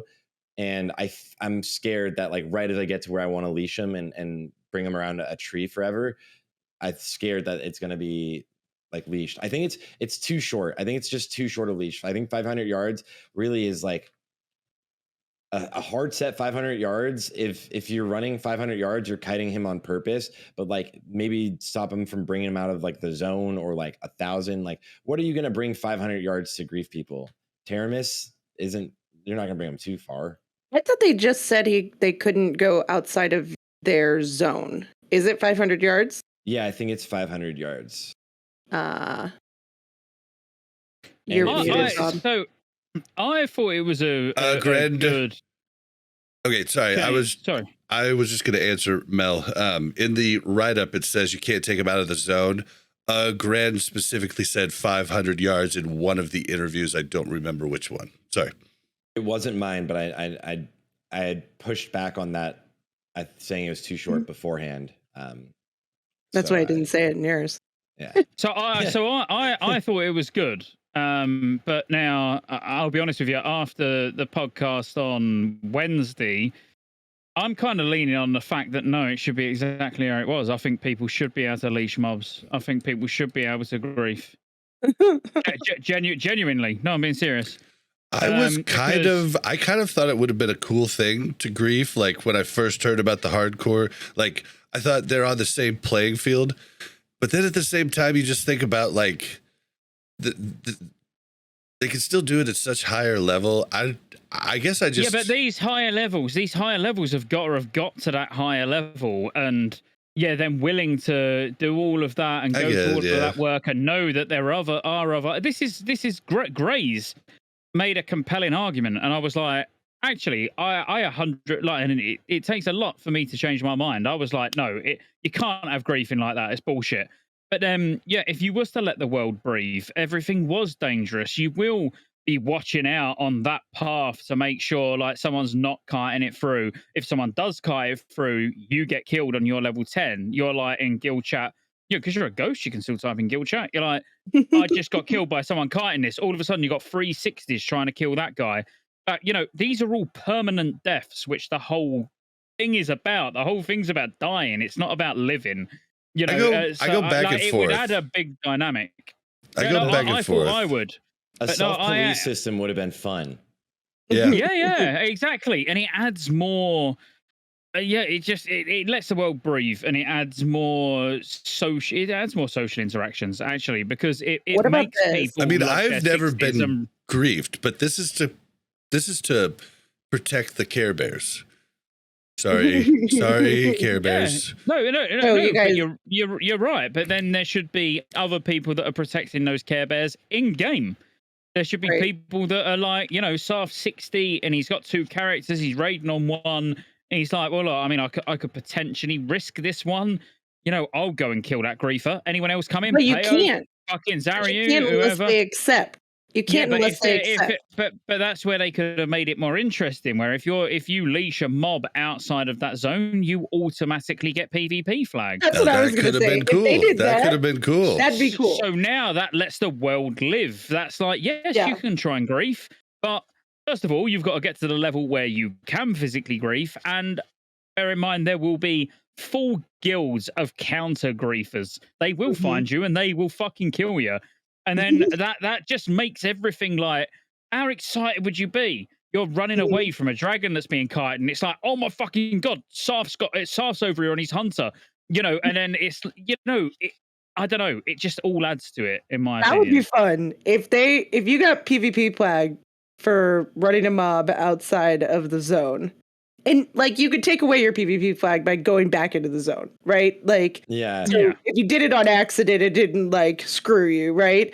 But if you went back into the zone, it took away your PvP flag. I think that could make it interesting. And honestly, most of the people that were griefing in hardcore before were multi-lifers, right? There wasn't a lot of hardcore players. They're not even going to get to 60 on these hardcore servers, so it's largely irrelevant. I mean, we can like kind of like, since we're talking about this right here, but like that's another thing. Play nice, play fair. Like they're going to be banning people that just try to grief, even if they're like bad at it. Like there was these 2 guys trying to grief us when we were doing a hardcore duo. They were just bad at it. Like they kept trying to bring the mobs over to us and feign death or vanish, and it's like, go tell me about that. Didn't even do it right, and it's just like, okay, guys, why are you? You guys are like 38, and you're in a place where you can't get, and they're like running around. They're saying, "Help! Help! Help!" And it's like, you're 38. They can't even do damage to you. They're level 19s. You're not fooling anybody. They're trying to remove the whole like leave it to the players. It's like just chuck everyone on a server and whatever happens happens. Yes, there will be shit things that happen we don't like. There'll be good things that happen that we do like. But it's like, don't try and police it from the outside. We'll sort that out, and we used to sort it out on other MMOs. Before this, Star Wars Galaxies, you would Ultimate go Online. to speed on Naboo, and you would fuck them up if people were killing low-level players. Yeah, you would. You'd all get even together, and you would just go and destroy them. Right. Even if it didn't PvP flag them, like there would be a bunch of people finding a way to kill that person because it would delete that character, right? Right now, it's not worth it because you're going to go find this elaborate way to kill this person and they're gonna respawn and come do it again, right? And what so- what happens when you start griefing the botters? And there's someone botting that you know is botting, and you find a way to kill them, and then you get reported and you get banned for killing a botter. Like, what you gonna do then? You know, is that right? Because technically you can. If you griefed in some way to kill a bot, you could get banned. Yeah, but who's reporting you? The bot, I would, if I was paying for that account and I was a bot and I was fishing all day. I'd report you, Mel, because I know it was you. Okay. Yeah, it would be me. What I'd be about like, No, Scotty again. I come from an era of like just fucking open a server, get people on it, and let them sort themselves out. And I genuinely feel like it would be an epic hardcore experience if that was the case, where it's not like threats of bans, threats like you can't do this, you can do that. It's like, no, just chuck everyone in and see how it plays. You might need to make changes. You might need to enforce rules. But, you know, at least like have a bit of a sandbox experience where you just see what happens. Yeah. What about dungeons? Anybody under level 60 has, for every dungeon, it's like heroic dungeons. You have a 24-hour lockout. And then level 60s can run as many as they want. Level 60s cannot walk into dungeons with anyone under level 60. And they did the same thing that they did with Psalms. So if you have somebody who is like way over your level, like you get no EXP. Also, only bosses now. Currently, only bosses give experience in dungeons. So I don't know if they had employed that on the beta yet, because I feel like I got an entire level. It's like the most recent, one of the most recent posts that they were talking about the concerns in hardcore. So basically, like, they said that they were going to make it so that only bosses give EXP, because as soon as you kill the first boss, you're locked to the dungeon. So they didn't want people just farming the trash, trash on the way to the boss. Again, too much removing the ability to do some of these things. But people seem to really hate people in dungeons in the hardcore stuff. Yeah, but they're not the majority of hardcore players are going to be out questing. I mean, yeah, the whole dungeon farming, I know how degenerate we are and we will do it. You know, I'm under no illusion, but like, it's just too much policing. Honestly, in my opinion, it's just too much. You can do this, you can't do that. You can't. It's like, just fucking open the server. If you die, like, anyone can do what they want, but if you die, you can't release. That's it. Yeah, I mean, this is how we. It's almost like this is how we want you to play the game, you know. Right. And I'm not like trying to fight the power. I'm just saying it's very, like, I don't know. It just starts removing from it. I'd rather do dungeons. I would be more inclined to do a character on hardcore if you guys were like, let's you know, every Friday we'll do some dungeons together and we'll slowly get our hardcore characters up. I'd be down for that. You remove that. You just can't do the same. Yeah, well, every Friday you could do that. You get so little experience that you'd have to do the same dungeon constantly, and you could only do one dungeon a week. You know, it just starts removing from the ability to be able to. Did they say that you'd get less? So I wonder if they'll do something where you would still get the same amount of XP. It's just only delivered from the boss, right? Yeah. I hate to do this, by the way, but I do need to go. You're good, Scotty. And I really don't like leaving halfway through, but like I've already kept them waiting 5 minutes. They're full, and they're like, "Are you done yet? Are you done yet? Are you done yet?" All right, Scotty, just tell them where they can find you. Wait, before that, I have 2 seconds. Here. All right, Mel. Scotty, love you. Sign him off, Mel. Scotty, I just want to know how your really short podcast is going. Yeah. So it's an hour-long podcast. If you want a short podcast, don't invite Saf. It's normally fairly short though. Other than that, no. We just get carried away. It's meant to be short and it lasts for a very long time. 4.5 hours. our 1 hour podcast went for, and then when Sarf was on, it was 3.5, and I think 2.5 of that was Sarf. We had to like police ourselves. Go as like, all right, what's the next thing? Me and Scott just keep going. Yeah, we was getting tamed by Go. Oh god. But to the point where actually in the edited version I've cut Go out and it's just me and Sarf. There's no need for him in it, honestly. But no, it was good. And obviously I always love coming on here and I absolutely hate having to go early. You're but, good. You know, We knew you had to go. So yeah. thanks for coming. Thank you. Thank you. I'll see you later. Goodbye, Scotty. Hope he gets all the loot. I hope he has the best raid. Good old Scotty J. All right. He's not you, Sarth. He's not gonna come back and be like, I got 82 pieces of gear. That's fair. I guess they've got 2 splits, so it's just 2K. Well, no, this is his GDKP with Go. He's doing now. He could get everything. He could buy everything. He could. He's got gold. Yeah, if you're leading it, you have an infinite amount of gold. We should pull Go in here now, and then Go and be like, take a break from the raid. Guys, I'll be back. I gotta go get on a podcast. So Go be like, hey, could you stall your raid for about 15 minutes and come on our podcast just real fast? Scotty's like, what, a minute? We have just a couple more things to kind of go on. I want to unpack this dungeon thing a little bit more because I think it's good. I like it. But I love questing. And I think it's 24 hours, which I think isn't like currently you can only do a dungeon once, right? With the hardcore rule set. Yeah, with the hardcore rule set. Which was harder, right? It was definitely harder, but it did get everybody to complete all of the quests in the dungeon the one time they did it. Some dungeons you like had to have people drop the quests, right? You had to people like you won't be able to finish the quest, so you need to drop or like we'll roll for it. Right. It feels better. I think the lockout is slightly too long personally because I did some dungeons last night. I did like Wailing Caverns or RFC, and right now in RFC, I don't know if I mentioned this earlier here, but in RFC, there's a bug where trogs from the later in the instance just keep spawning from the instance portal behind you as you zone in. It's wild. But like, so that was interesting, but it feels like drop rates of greens are way higher.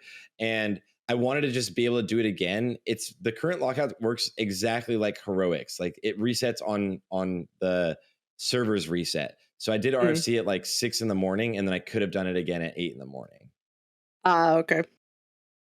Which I feel like that's the easiest way to do it though, right? Like if they had everybody's individual lockout times and like all of that, like it's a lot more coding, I feel like. But it would suck. Yeah.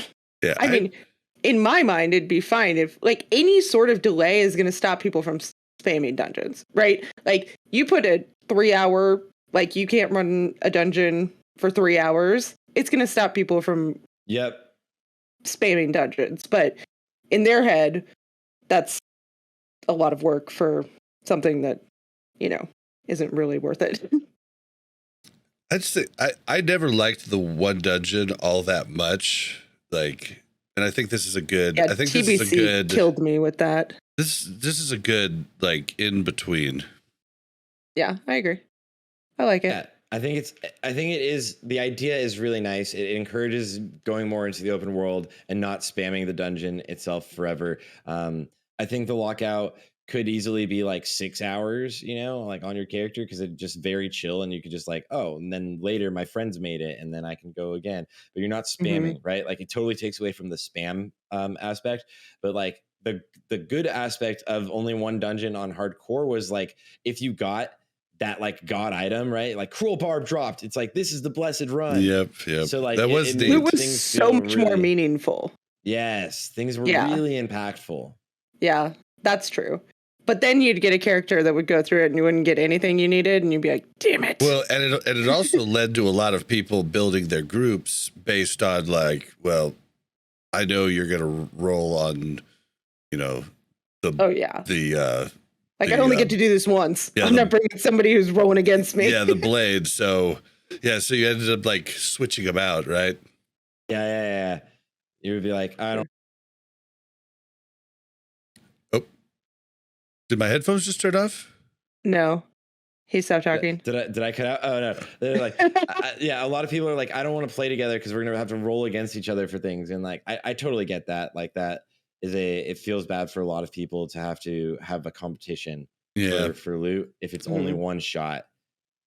Yep. And then people feel bad and let someone else have something. Like it's just kind of cool to have that there, and it's not going to affect the sweaties because they're not going to wait. They're not going to be able to get a day and then still be able to go back. And I mean, some of the stuff that will, like the cruel barb, like you definitely want to go back because that'll be like for like 15, 20 levels, right? I'd be even fine with them doing it on like a 6-hour reset timer, like not even like 6 hours from when you did it, but like 6 hours, it resets every 6 hours or something. You know what I mean? The people that are like spam leveling and like going super hard, the people that are like making this their job, right, are gonna out level whatever your timer is. They're never gonna make it back to that dungeon. They're not going back. Like even if it's an amazing weapon, right? It's like I'm not going back for a cruel barb. I'm now looking at trying to get the weapons in like BFD or something, right? Right. These aren't end game dungeons, right? These are leveling dungeons, and oh, sorry. Yeah, but exactly what Mel's saying. It's not end game dungeons. You don't need to farm the item forever. It eventually you'll just outgear it very quickly. Yep. The buff and debuff limits have been removed just like they were from Somm. I think this is a no-brainer. I wish they would have done it in original Classic too. Yeah. Easy change. I don't think anybody's upset about that, right? Everybody thinks it's going to change the meta and like warlocks are BIS now, and now like we saw Season of Mastery. They changed up Molten Core to make it melee unfriendly as hell. Warriors still were the best, guys, even without world buffs. I think his Classic is a warrior expansion. It just is. It's a warrior. Yeah. They just built it around warriors, and everyone else was like the afterthought. And what's funny, nothing's changing that. What's funny is they didn't build it around warriors. They didn't even know what they built. Like. Original vanilla. Yeah, like warriors did not. Warriors were wearing tier and everything else, and then when they figured out they could wear leather, they were like, "Oh, this is so much nicer." Warriors are actually okay." Yeah, so like, I don't think the original developers had any idea how much warriors would scale. Like, that's the thing I think they didn't get. But yeah. Listen, that's just what happens when you give a game 14 years for people to mess around with what could be the best to figure it out, right? There's no going back from that. People figured out warriors by AQ in our original, but like before that, it was you couldn't get in a good guild, like a good run if you were a warrior, like unless you were a tank. I mean, yeah. Like like even people that did figure it out just pulled aggro constantly because we didn't have Fury taking. So like it was kind of a shit show. Like everybody was full prot, sword and board. Full prot. Yeah, like, I mean we like basically used like rogues used fate on cooldown. We would vanish halfway through the fight. Like aggro was an issue back in the day. Those are the days. Walking uphill to school both ways in the snow. Yeah, like it's so interesting to see how different the play style is now, and like how good everyone is at the game, and like things like even the little things like Fury Prot wasn't a thing that people were expecting before Classic, but like the players on private servers all knew you were going to play Fury Prot, and a lot of people would like act as if like that's not a thing. So like the way the game is played now is infinitely different than what they anticipated when they were building it, for sure. Which I think is kind of hype. So Bubble Hearth. If you have bubble of any kind on, you cannot use your Hearthstone. I think this is a good change. Also, warlocks can't soul stone. Shamies can't onk. I think these are good changes. I don't see a problem with these. Anybody? It's interesting that you can still train them. You can still train those abilities. Can you? All of them. Listen, my first hardcore character, She trained Resurrection. I trained Resurrect. And you And know that's how a when waste of gold. yeah, like when you're first making a hardcore character, like you get Resurrect really early on and you don't have any gold. And like I was just clicking through and I accidentally clicked it. I was like, God damn it. And that was like 45 silver or something. I needed that 45 silver. It's definitely messing with people already, like on the beta. I'm curious to see if they'll like change it at all, but it's weird that you can't even train it because it like costs you gold. Eventually. Oh, you cut out again. I keep cutting out. Sorry, I'm using a foot pedal and the tiredness of my body makes me like lighten up the pressure on the foot pedal. Oh, That's amazing. Great. Yeah, but I think it does. It's weird that you can train it, but I think it's good. You can't resurrect. You can't bubble hearth. I think that's cool, right? I think that's cool, but some people are gonna feel differently about that.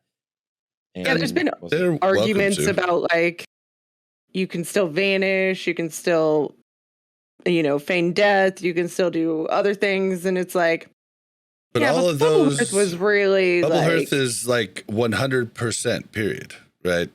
Like yeah, you're out, you're safe. But yeah, we do have to admit it's not till the 40s you could actually truly Bubble Hearth, but still, like it's just lame. It was lame in the beginning. It's always been lame. It's always been lame.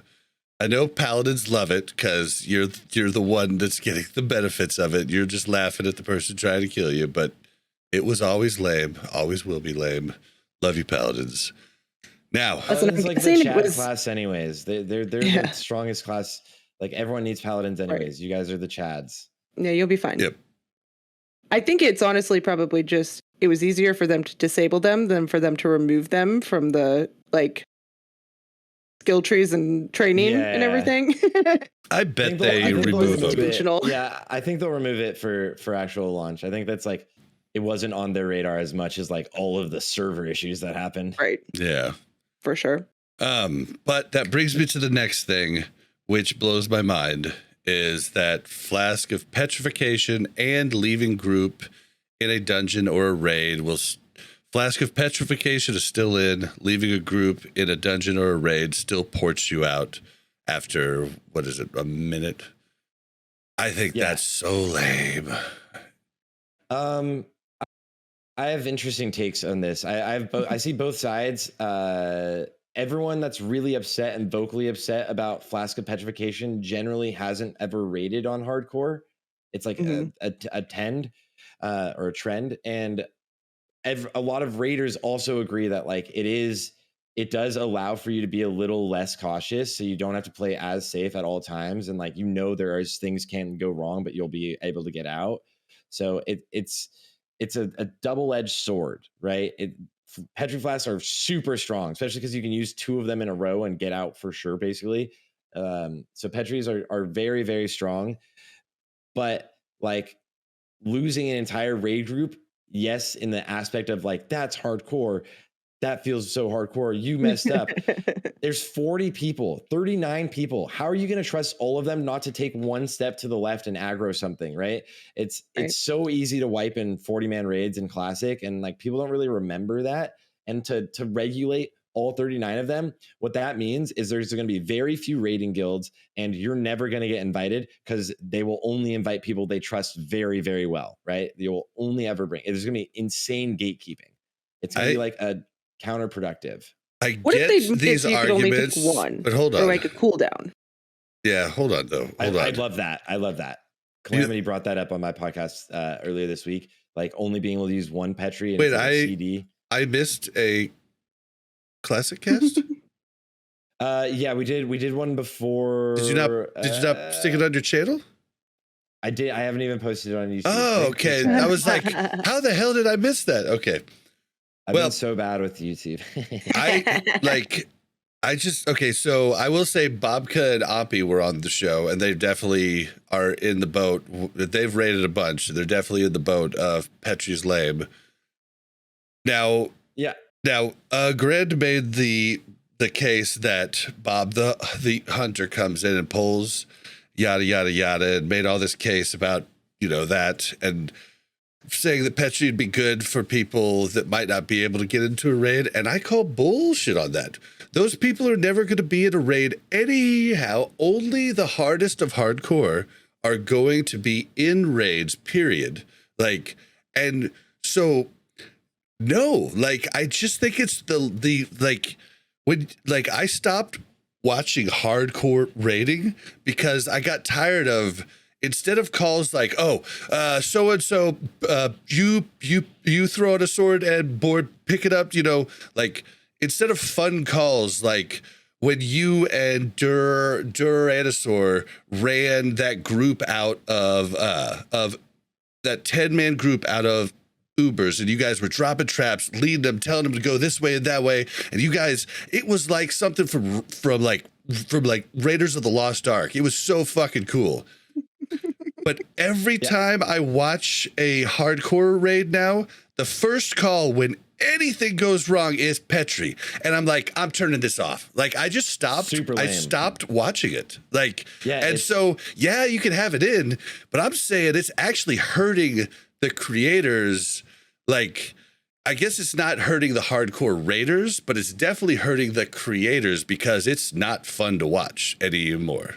Dude, Yeah, you don't get the tension. Fully agree. Like, you want to see some crazy shit happen. And also, I love the aspect of when things go wrong, you react and do a lot of cool things to like save everyone, right? Dude, and Duranosaur's clip of running out was probably one of the best moments in original season of Mastery Hardcore that there was. It was fucking epic. And you guys were both like on point, super like calm, and then both of you, when you got out, were like, oh, like, it was just, you know, it was so cool. Yeah, that aspect, like outplaying bad situations, it gets me so excited. And so I love that. I love that aspect. And if something goes wrong, I love being able to just like, instead of, I hate that right now. It really is. Yeah. The first reaction, and it does make you not want to watch the raids. The first reaction, if something goes wrong, Petri. And it's like, no, like, deal with it. Right. There should be some sort of limitation. There should be some sort of punishment or something. I don't like that. The first reaction is always Petri. If you like, I agree completely. Deal with it. Do something. And that's why I think the saying that this will get other people that into the raids, they're not going to be able to afford Petris because they don't play enough. You know what I mean? Honestly, I think you put an hour cooldown on it and people will not use it until it's absolutely needed, right? Like, you put an hour cooldown on it and you're going to see it maybe once or twice a raid. Well, right? If you put a 24-hour cooldown on it, it would at least kill the raid for that day. That might be a thing. I said an hour. Yeah, but an hour wouldn't be. I don't think that would be good enough. I just don't think, like, I thought Petri Flask was super cool in original vanilla in the ways that speedrunners used it. But I just don't think it fits in hardcore. Like, I thought it was so cool how they would do these huge polls with it. You know, I thought that was neat. But so wait, can you Petri Flask? What does Petri Flask do exactly? 60 seconds puts you basically immune to all damage and almost out of combat. Can you Hearth while you're flasked? No, because you're still in combat. Yeah. No, what they do is you can log out sometimes.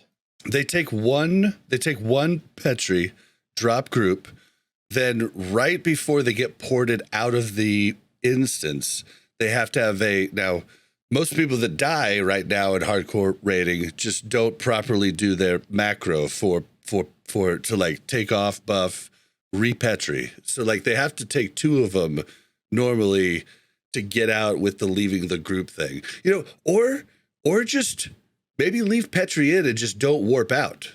That's an idea too, because that would only give you safety for 1 minute. It would give hardcore raid leaders and leadership a chance to maybe talk out really quick what their plan is once everybody comes out of Petri.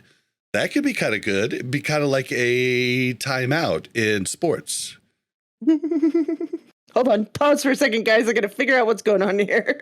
What do you think of that, Sarth? I just thought of that. I think it could be awesome. Yeah. I think any way of getting rid of the cheese is amazing. Yeah. Agreed. and making it exciting.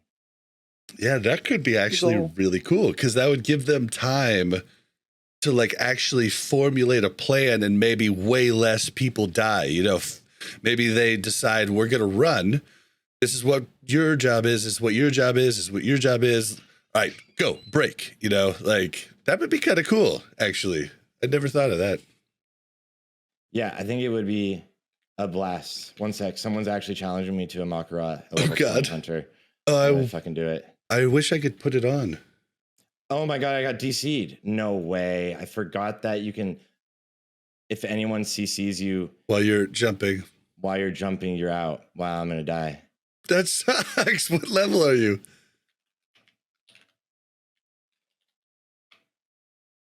Oh God, this level 20. Level 20. Resetting. Let me tell him I'm resetting. He didn't kill me. I'm gonna reset real fast. Oh, good, This guy good. did- All right, we're back. All right. Anyways, I literally he just Nova'd and I was like, wait, I DC'd. Oh no, the worst. But yeah, I think Petri detracts from the excitement of everything that's happening for sure. Yeah. And I did get Gren's argument about it. I just think, you know, that they're not thinking about they're just not thinking about the fact that once the rich with Petri's, the rich get richer, and that just means they're going to have them when working up characters and everything else, like because there's going to be bank alts and everything else. Like, I just don't know if it needs to be in the game because most people aren't even going to be able to utilize it. But we are coming here at the end. We have one last thing that I want to hit on, and my dog's excited about it. The one last thing is all content available from day one. Now, the content creator Discord was going nutso on this and really upset about it. And I thought it was a cool idea. Like, I thought, like, I'm curious to see who goes for Nax with, you know, Prebis, because that would be hilarious and they would die. I'll be in next week 1. You are? Listen, I would 100% be in next week 1 to farm the literal basically game bis weapons can drop off trash and you just need 2 mages and you just sit there AFK while they farm it for you. Am I in your guild? I think I'm in your guild for the hardcore launch. Oh, your foot's getting tired.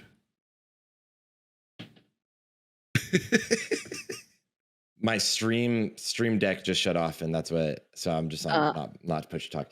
Yeah, and Frontier, yeah. And there's like game bis weapons in Nax trash. So I think it creates this excitement for the early days of it. This is why I think their focus is season 2, is because this creates a massive excitement for a rush to clear Nax. And then when that's done, it's like dies off instead of like focusing on longevity of the servers by having the I think that's cool. Yeah. but I think it's I think it's really cool that they're just more everything's interesting. opening. Yeah, and it's more interesting in a hardcore server too, right? Because Yeah. the risk you're taking, like if they would do this in a regular server, everybody would go straight to next, right? Like there's Yep, instantly. no reason you would do anything except for maybe try to get the legendary from Molten Core, like do the couple bosses in there, right? But you would go straight to Nax, no problem. And I think because it's hardcore, Nax wasn't super easy for everybody, right? Yeah. The original Nax. The TPC Nax or Wrath Nax. Which one was it? Wrath? No, the classic Nax. It was not super easy. People struggled to even be able to clear it without world buffs. People were wiping all the time. Yeah. So a lot of Are there going to be world buffs? And Yes. Chrono Boon. world buffs and Chrono Boon? Oh, Thank well, gosh. at least there's Chrono Boon. I'm excited about that. I'm sorry. I like world buffs now. I hated them in the beginning, but I like them now. I also love world buffs, but that's because I'm like I'm like a tryhard, you know? Like I live in this world of like tryhards doing tryhard things of like trying to be the number 1 in PvE. So like world buffs are very social. Getting world buffs are very social. Mm-hmm. They are. It's a always huge fun, event. yeah. Okay, And but less somebody's so now that we always won't be on killing a the priest PvP that's mind server. controlling. And Yeah, They're but we're still not on a very PvP social. server. you still like all get together and like, when are they dropping? Let's all go and all that stuff, right? So like it still definitely has like this very social aspect that I kind of really vibe with. Yeah, basically, yeah, but the priest resetting Mel will still will flag when they try to the priest. yeah. So Yeah, people exactly. could still kill him. Or the priest could kill him. Like, I mean, And the priest has to be level 20, right? So like at least, and it has to not get resisted. That if a priest resets, like they're dead. They're dead. Yeah. yeah. So it'll be. I think all content available from the go, I think, is not bad at all, and like, I really don't want them to space it out. Like, I want to see what people can do, especially on a hardcore realm. I would have to honestly, agree with that. The majority of people aren't going to be raiding on hardcore. The majority of people are going to try to get to 60, right? Like that's going to be the mass majority of people that are playing on the hardcore server. Now, there will be a small percentage of people that do want to raid and that love to raid, and they'll want to go on to do that. And I think gating them is unnecessary, right? Like, Yeah. like they love the hardcore experience. They love the hardcore, like everything about hardcore. Like they're going to level another hardcore character if they beat Knack, right? Like, Yeah, and I will give it to April Kit Kat. I do agree with her that their Blizzard's reasoning for doing this makes no sense whatsoever. Like, it doesn't. What was the reasoning? Their reasoning is they don't want people to feel like they're rushed to get to certain content things. And I'm like, dude, this has nothing to do with people working up. Like, all this has to do with is the hardcore sweaties that are actually going to raid. Like, that's the only people that this affects. Like, I don't think, like, you know, and I could be wrong. Maybe a lot of people are thinking that they're going to raid, but I don't even think I'm going to make it into a raid. I'm going to try. Like I'm in Sarth's guild. I'm going to try to like. Guild? Nobody invited me? Because there's no way you're going to be able to play 80 hours in the first week to get. Oh yeah, no. Yeah, to get max level. Like I don't even think I will make it, and if I do, I don't even know if I will make the cut. But I'm going to try, right? But like most people that don't invite Bob the Hunter. We've already heard about that. I'll be Bob the Warrior. I know the class to play to get in, and I'm 99 vanilla parser in Warrior, so I know what I'm doing. But I don't think the majority of people are going to get there, and like I hope that they don't have aspirations to do so. Like, just play, have a good time. If you end up making it to something, cool. But I wouldn't expect rating to be anything at all the norm. I think it'll be the top 2% of the servers. It already is. Like right now, the hardcore Discord is like 160,000 people, and there's 120 level 60s in HC Elite, right? Like and that's way more than there's ever been. Like, most people aren't going to hit 60 for a really long time. It takes a really long time in Classic. There's no XP boost. It takes forever to hit level 60. And if you die, you restart. And some people aren't going to restart. I think judging things off of the raiding community is rough, because like a lot of people that are on the outside and judging are like, I hate that because raiders can use it. It's like, well, most people aren't going to see any advantage to that at all. They're two different worlds, absolutely. And I think the gist of the hardcore experience, the real juice is always in the leveling experience for most people, right? Mm-hmm. It's always been about a leveling challenge. Yeah. Yeah. And I think that's what they need to focus on a little bit more, right? And I know most of the problems come when people hit 60 and rating and all of that, right? Mm-hmm. But honestly, like, the key experience is leveling here. And that's weird because that's not everybody's favorite experience in the. Yes, I hate leveling regular. I love leveling hardcore, hate leveling, period.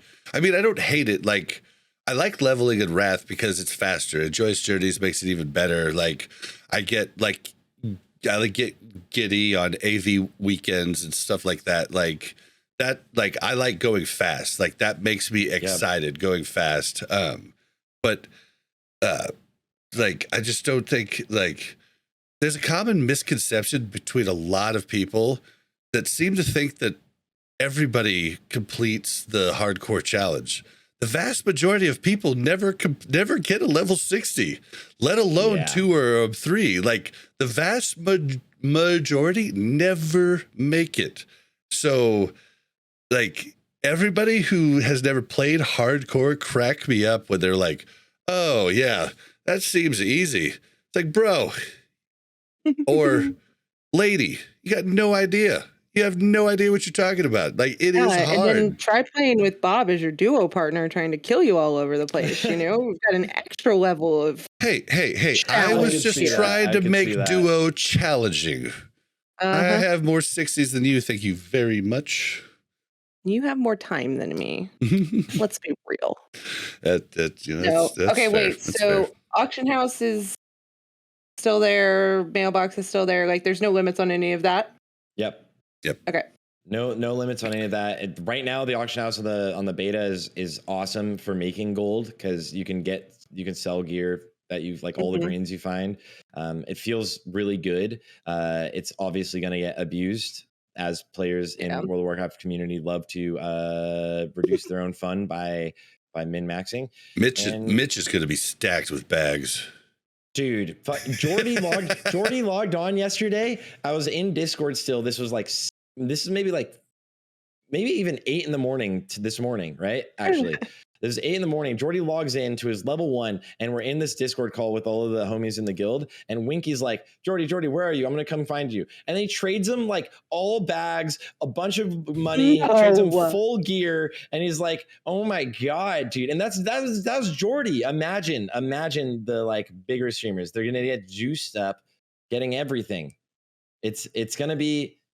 Whatever, you still need to hit 60. It takes a little bit away from toss a coin to your streamer. It takes a little bit away from it. I don't think they plenty. should limit it though. Like honestly, like I feel like limiting it just makes it. No, definitely. Like everybody's pissed off and like wants to be like, no, it should be like this. Dude, you have the hardcore add-on still. If you want to do solo self-found, you can do it. You can do it. Yeah. It's okay. I think it'd be so easy though to give a like Soul of Iron type buff for solo self-found in game. And people would use it like crazy. People would use it absolutely.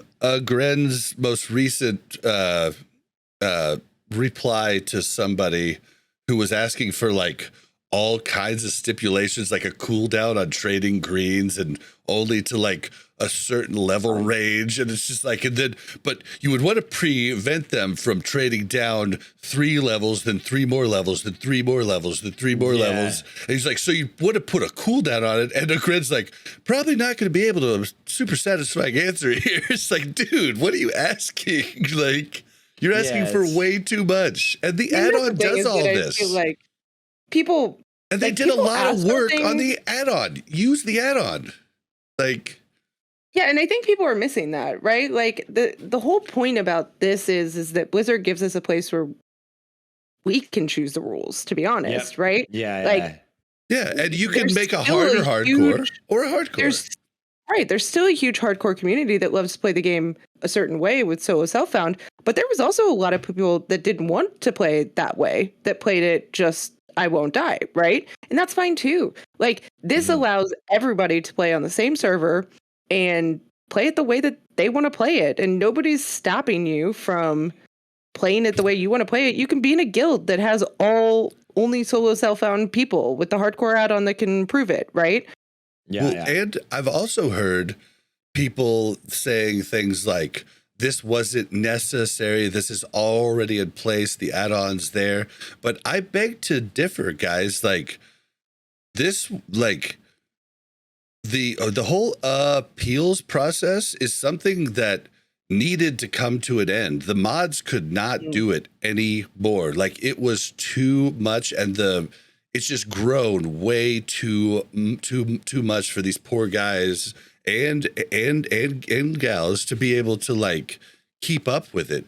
We needed this because we needed it off of their backs for that, you know, and like there's still going to be people that play hardcore with just the add-on on other servers because it's not it's like, I guess you could use it as bragging rights, but it's your own challenge, guys. Like, challenge to what you want to do. The really sweaties have done naked challenges or no pet challenges. Like, these are things you add on to yourself and let everybody do what they want. Like, this will bring in more people that wouldn't play hardcore prior. Server. Can we talk about that? We need a naked hardcore server. Oh yeah. We need a gear. We need a buff for naked. We need a buff for no pet. We need a buff. No, I want a whole server. I will say pets should have permadeath too, though. I just want to, except for warlocks. Well, warlocks, every time they summon a new pet, it should be a new name because that's a new demon.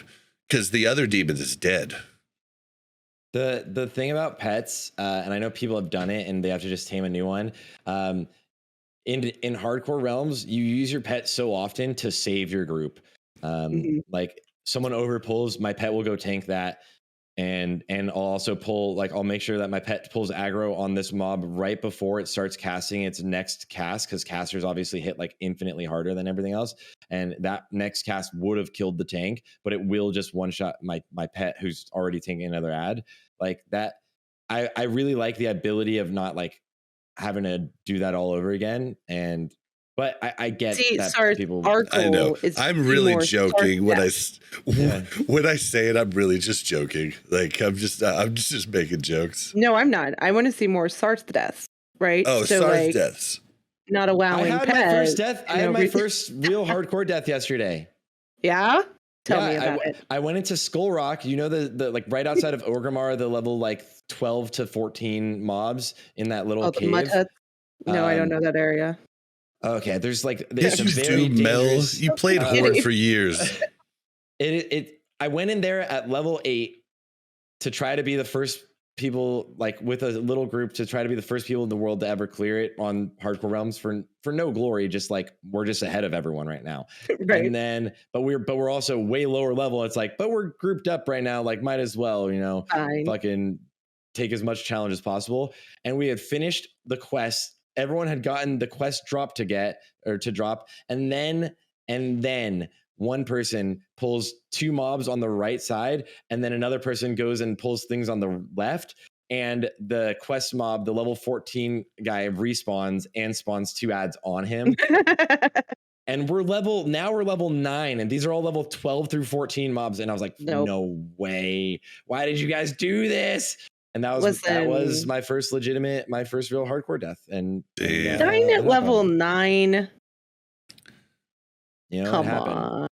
That's okay. I'll give it to you. But nothing's more terrifying than being in your 50s and being like, okay, I can't die now. Like, this is, I've come too far. I've done it 3 times so far. I've made it all the way to 63 times so far. I'm at 2. So I did not expect. I've been talking a lot of trash. Realistically, I was like, guys, I'm not going to die. I'll never die. And then I choose to go into this cave and then like allow for other outside things to definitely get me killed. And I was like, you know what, guys, I needed that.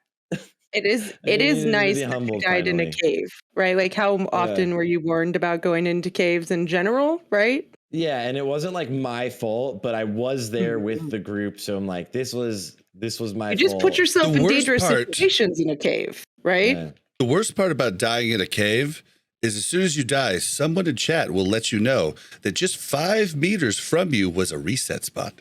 Nope, they're ranged mobs. I went on the reset spot and resetted the melee mobs, but the casters got me before I could take them out. I know. My first thought was look for a rock. My first instinct instantly was get on a rock, and I got on a rock, and there's this caster still just blasting me. I was like, ah! Oh. Get him over there! Yeah. God. The whole group went down, but it was worth it for the fun. Yeah. Well, we did it. I don't know. I've died. Yeah, you've died, so you're good. Yeah, I've died a bunch. Yeah, my first death was level 9 on a warlock. I didn't know. I forgot that pigs could charge, and I died to princesses' little mobs while I was jumping over the fence. But My second death was like level 35 to the stupid assassins in South Shore. Like inside of South Shore, like when the quest happened. Yep. Well, they didn't kill That's me. They unfortunate. came out. I took off, used all my stuff, but ran into a group of Murlocs, and then the Murlocs killed me. And that feels bad because it's like not really your fault, because like that's an event that happens, like can be out of your control, and you're just like, when you know it, it's like, now I have to be cautious when I'm in this area, well, right? It's just like you and I and many others say constantly, like hardcore isn't, it is about skill. Skill definitely helps, but it's about knowledge. And just the fact that I didn't even know that those mobs were there, it's the mistake I never made ever again. That's what's so cool about it. And I went on a downward spot. Yeah, Mel died. I died to the Oni quest in Stormwind. Yeah, we were on our first duo. We were like level 20 something. She was like, hey, there's something going on up here in the throne room. I was like, oh, it's probably somebody doing the Oni quest. She was like, well, can I walk by it? I was like, I don't think so. She was like, I already walked by. I was like, oh, okay. Like, it was fine. I was fine. What level were you? We were both 60. Like 24. Yeah, we were both like 24. 25 so or something. Then she walks back. So I walked in, I turned in my quest, and then I walked back and I got cleaved. And I was like, and I go, I just died. And he was like, what? I was like, I just died. Which means he died too, right? Because we were a duo. Yeah, because we were doing, Yep. I was like, what? And I was like, I don't even know what happened. Yeah, it was bad. It's crazy. But I actually got someone attuned like maybe a month ago. I was helping people get attuned about a month ago, and we did like BRD and stuff, and then went to go do that quest. And I was like, all right, there's gonna be ads in here. Just stay out of the throne room. Just stay out of the throne room. And then two of the people in the group were in the throne room. Oh my God. We were all in Discord. I just warned you so many times. Yep. Yeah, I just wonder how many people in the throne room saw me die and were like, idiot. Like, there was like 10 people in there being like, what the hell is this lady doing? Dude, I died on my rogue at like 35, then like 28, then 19, then 14, then 7. And I was like, okay, I'm in the shadow zone. I need to and then I got to 60 the next time. I had to make a rule that if I was drinking, I'd only fish and do stuff, because I only died when I was drinking. Yeah. Like I drowned one time when I was killing the guy in the ship in what is it? Not Menethil, Wetlands. Oh my God. Dude. Yeah, I thought I had taken an underwater breathing potion, but I took an agi potion, and then I didn't realize. And you drown so fast in vanilla, like it's fast. Yeah, it comes out of nowhere. You really need like a weak aura or something, because it's like a small bar and you're like not paying attention. Oh, I made the bar huge after that and put it right in front of my screen. Like, yeah, I've seen so many drowning deaths. I remember the gnome drowning in the Moonwell. The level 60. No, not Dalaran, the night elf Darnassus. He was in the Moonwell. He was making cloth. He made this was on F's and Chat. He made a moon cloth, went and AFK'd, and didn't realize he was under the water because he was a gnome, and he came back dead. No way. And he was level 60, like had pre-bis everything. Like he was going to be in Road to Rag. That's so painful. That's so funny though. This is why we have to take away Petrification, because the deaths are the best part of hardcore. The deaths are the best part of hardcore. That's 100%. Even my own deaths. Even my own deaths are like the best part of my experience, right? Because you always learn something and you're like, God damn it. Like we died in that one little zone where, although you have to get all the stupid stuff with I'm really explaining this well. Where is it, Bob? Stranglethorn? Wait, I was with the dogs. The zone we died in with the dogs and like all that stuff. I think it's Stranglethorn Vale. STV top right, where you get the pouches and you got to kill. Like there's like a cave, but like there's you would definitely know it. Like it's like a 4-part quest. Yes. Recursion camp, the humanoids. Yep. Yeah, I know so we died Dangerous there. cave. We died Well, there. no, we weren't in the 35 cave. on We our were duo. outside. Yeah. We're outside, but I accidentally aggroed the mobs with like the dogs or the wolves that are like in the We'd been in the running barn, around right? for an hour Yeah, doing our and- quest, And and I I got went like AFK half for an a inch too second. close. Unfollow. She got it was bad. But what I'll say is the next time we leveled, that quest came up, and I was like, nope, I'm not it's even like, going over there. Stay away from the kennels or whatever that is, you know? You're like, Yeah. all right.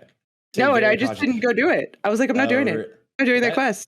That quest is dangerous too, because the second you're on the next one, you enter into that cave and you don't realize, but there's two, maybe even a third, if you move far enough before they come out of stealth, but stealth mobs that are there.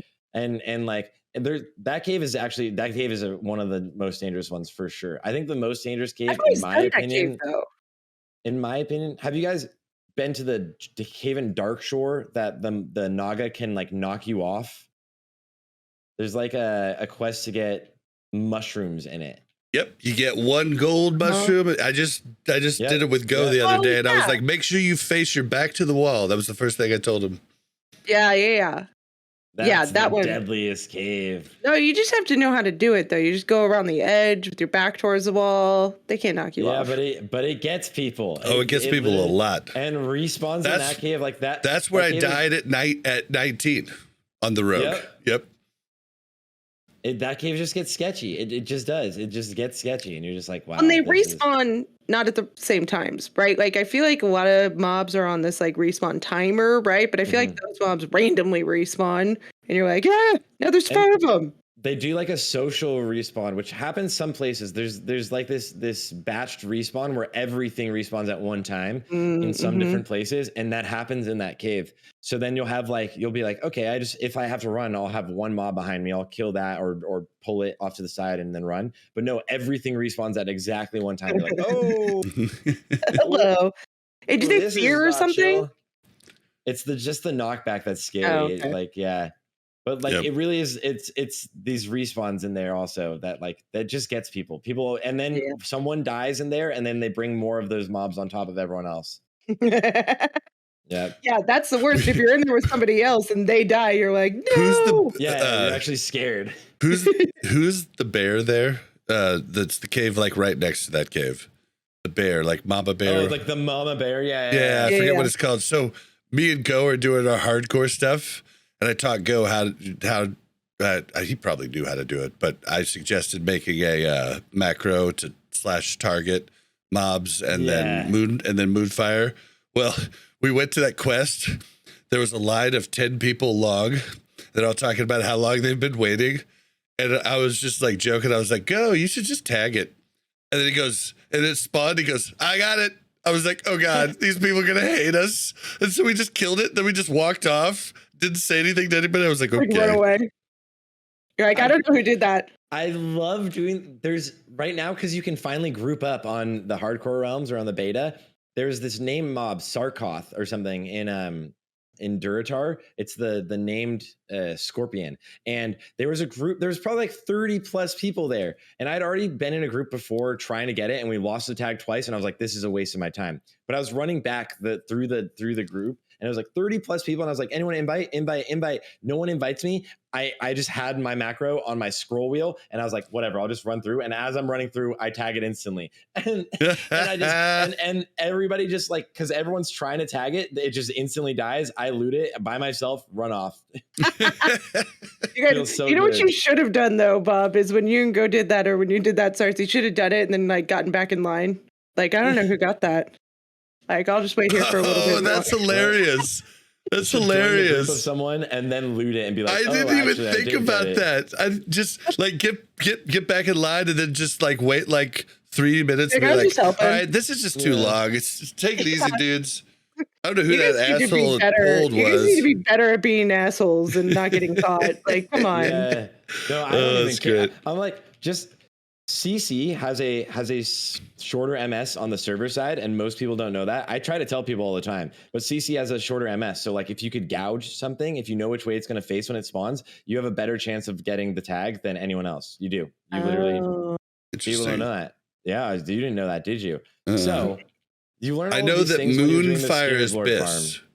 Moonfire actually has a slower MS than CC though. But Really? it is phenomenal. Wow. Yep. Okay. All right. I'm gonna have to remember that then. But like the thing is, it's you have the target macro and you have it put it on your mouse wheel and you literally. So when people would fight each other to tag Scared Lord bugs, because you need to kill 42,000 and there's like 10,000 people in one cave at a time, you know, that's where you learn all of the tricks, Yeah. So you.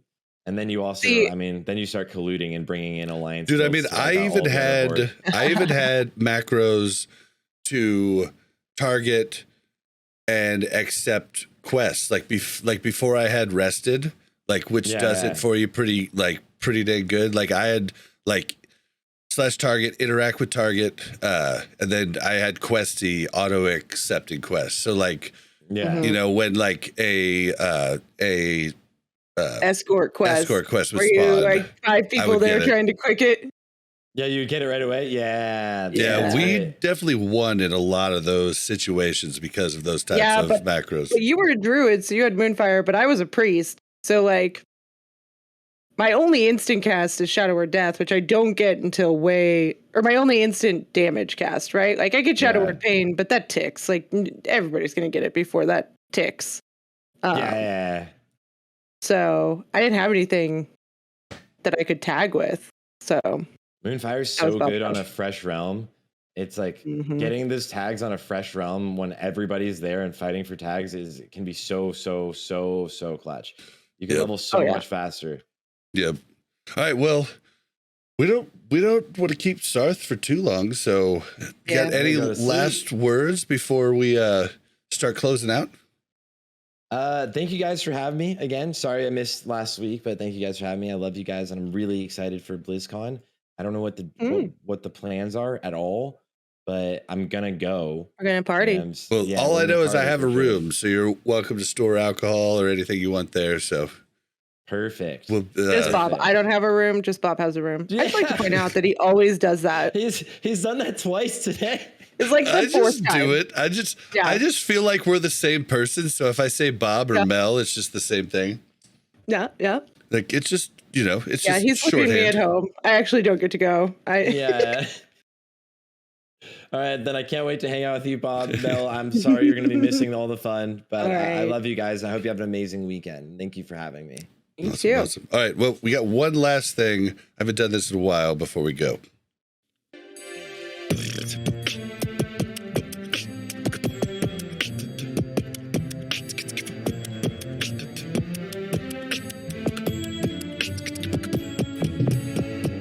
Ladies and gentlemen, this is our add-on of the week.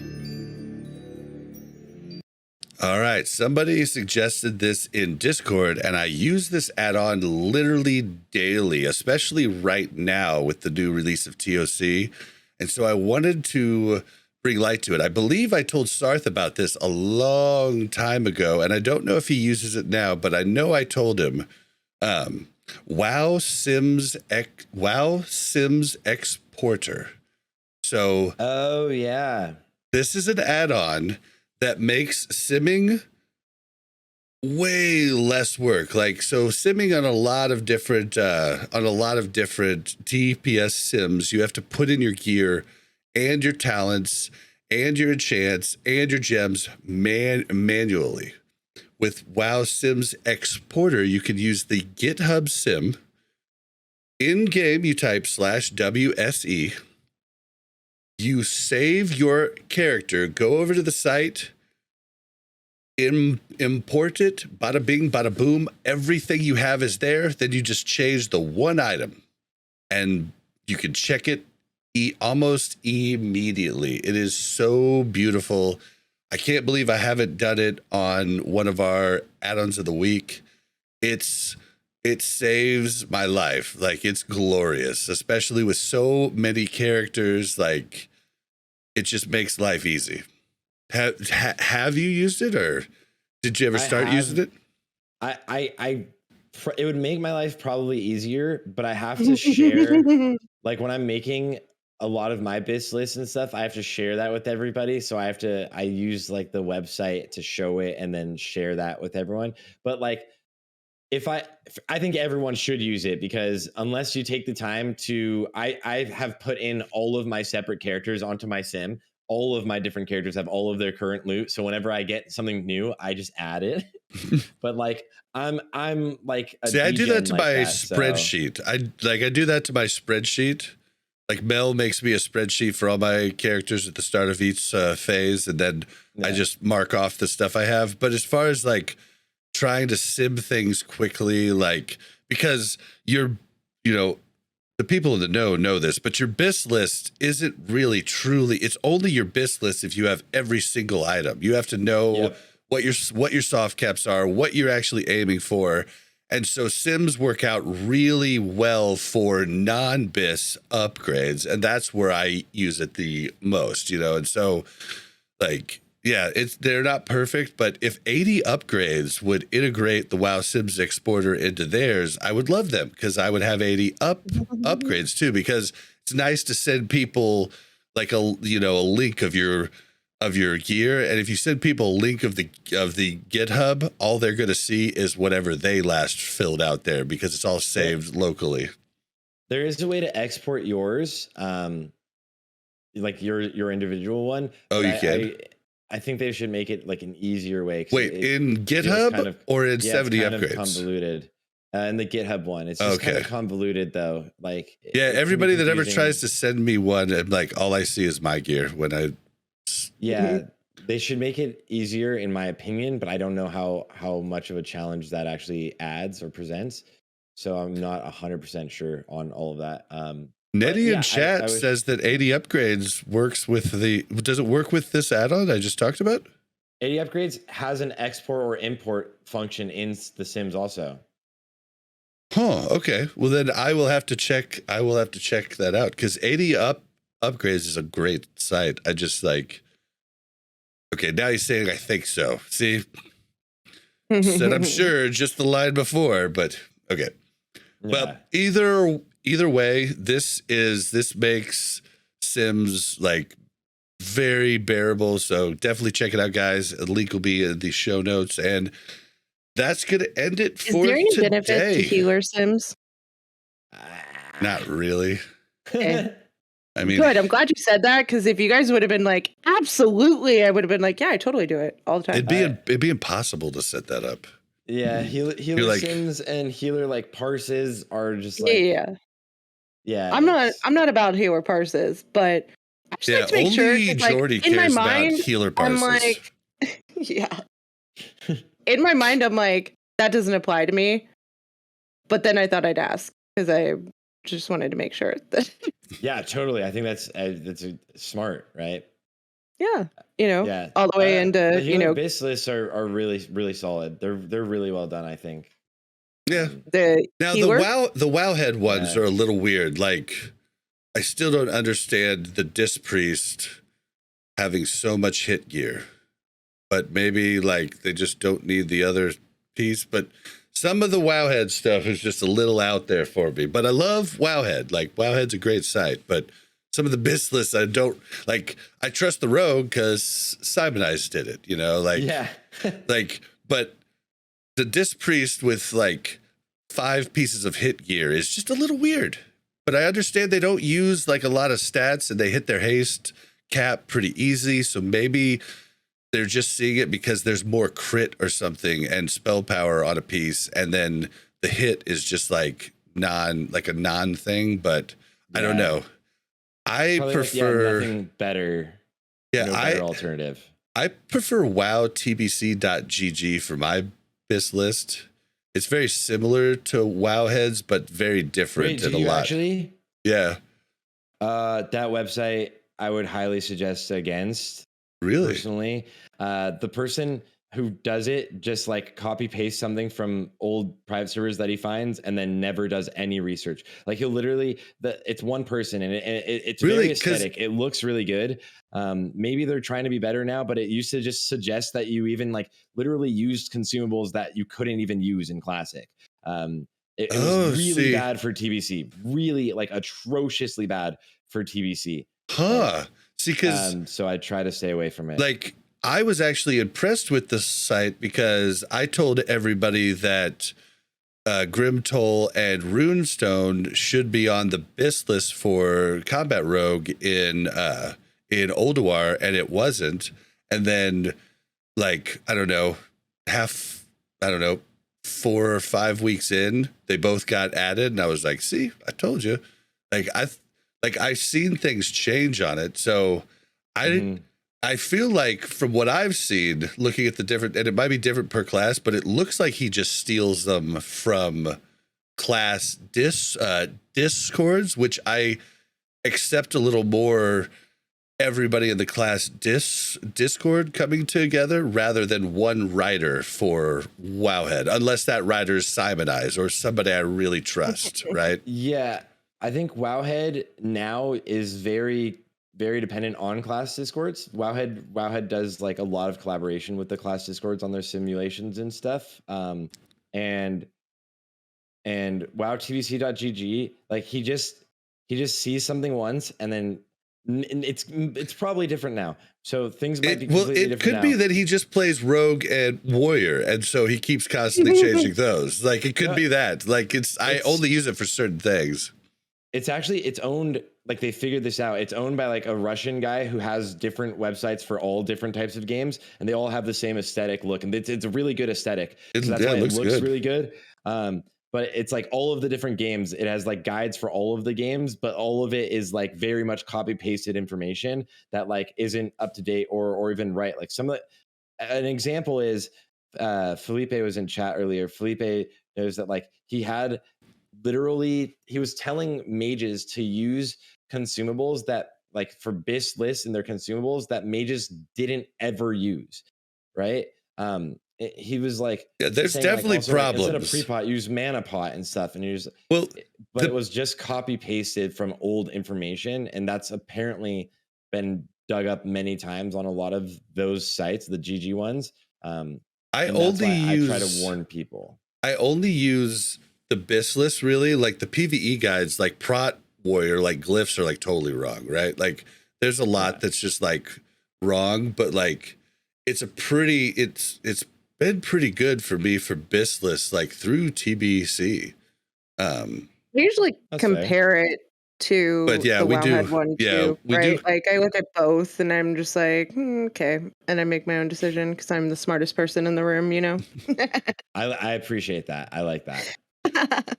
Yeah, I mean the whole point is like the BIS list really, like people that don't roll on like other optional stuff, like you're crazy. Like you could have such easier gearing if you just understood what soft caps you need to hit and what your character does. You're going to be way better off because a BIS list is only as good as a complete BIS list, and most of the time you're not getting complete, Yeah, I think that's why I like to still sometimes do the videos on BIS list breakdowns, because I'm like, this is all of the options and this is why, but this is when you get this is all the complete BIS. And yeah, people tend to see the screenshot of BIS and it's like, that's it.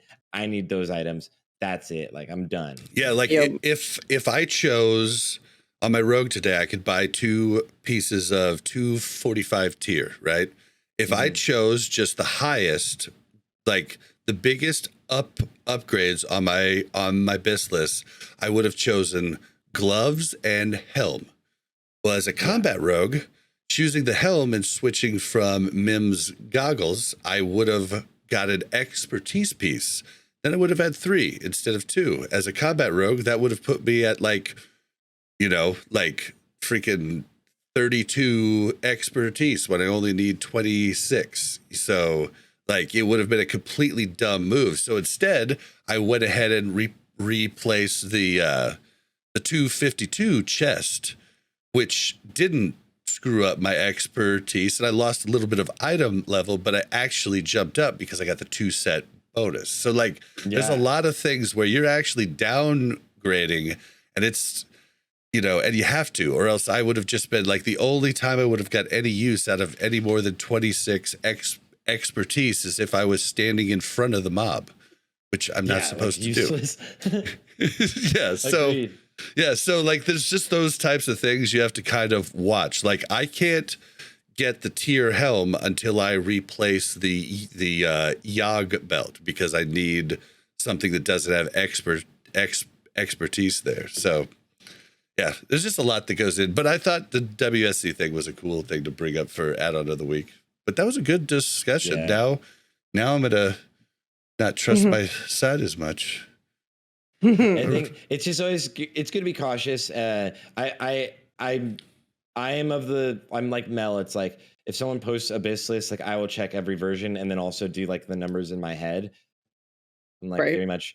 I've never fully trusted every simulation, and every simulation is different, and every sim author kind of prioritizes doing some things differently. Simon has is really good, really articulate about talking about that. Is like when you see all of the sim numbers and compare them against each other, it's not really a true 1-to-1. It's not.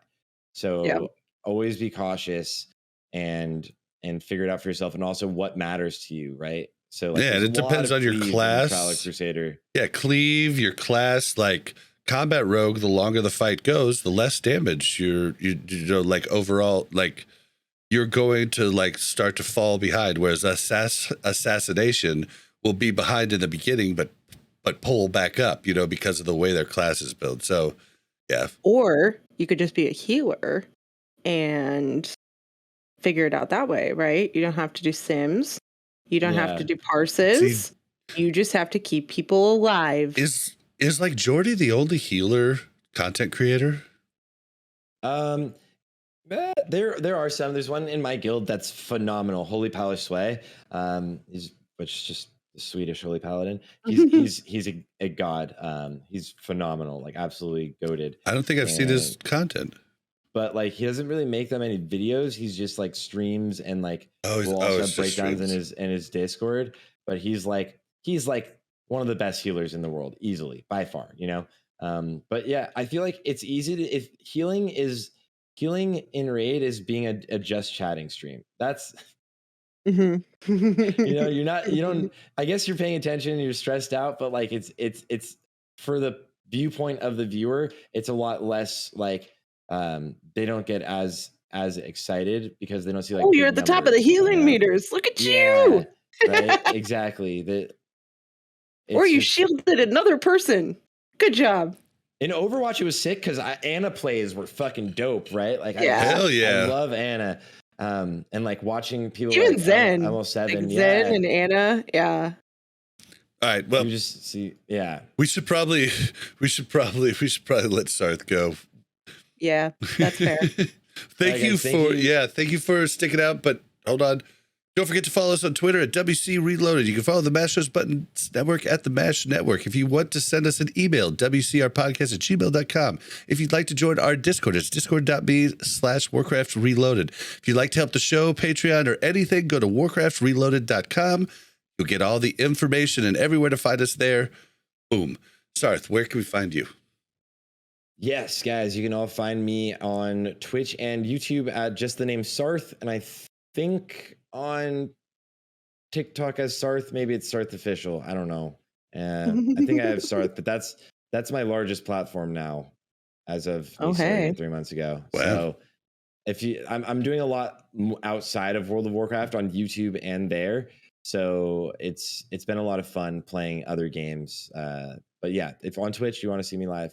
You played any Final Fantasy 16 yet? I don't have a PlayStation, so I haven't yet, and I really want to. And I was talking to Jordy, and he was like, "You're gonna like it," because I want it's good to play like off stream and not even make content about it. I just want to play it, you know. It's like so like people are pissed because it's like straight up action. Like it's not turn based at all. Like but it's really fun. I'm having a blast with it. It starts out a little slow. I will say that, but I'm having a good time with it. So yeah. Listen, you should play It Takes Two with your girl. Yes, you should. I am doing that right now. It is. Are you? I guess we've been doing it over the last couple of months.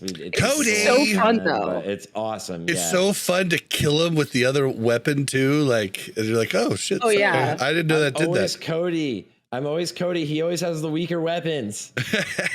Exactly. Yeah. Yeah, like, I we're gonna could play through the splat him second with, time like, on something. the other characters. No, we're not. Yep, that's awesome. All right, well, He wants to see my cool abilities. guys, we're Yeah. gonna send you over to me, Mel, and Yip talking about Great our progression in TOGC. All right, love you guys. Thank you for having me. Have a great weekend. All Bye. right, that's it for that. Oh, all right, stream. We're gonna be meeting with Yip in like a half an hour. I think I'll just jump on, make sure I'm ready for raid. And whoa, that's a lot. That's a lot of me. Jeez. Yeah, the stash looks really bad until it grows in. Yeah, it's not good. All right, guys, I'm gonna put you to a starting soon thing so I can pull over my.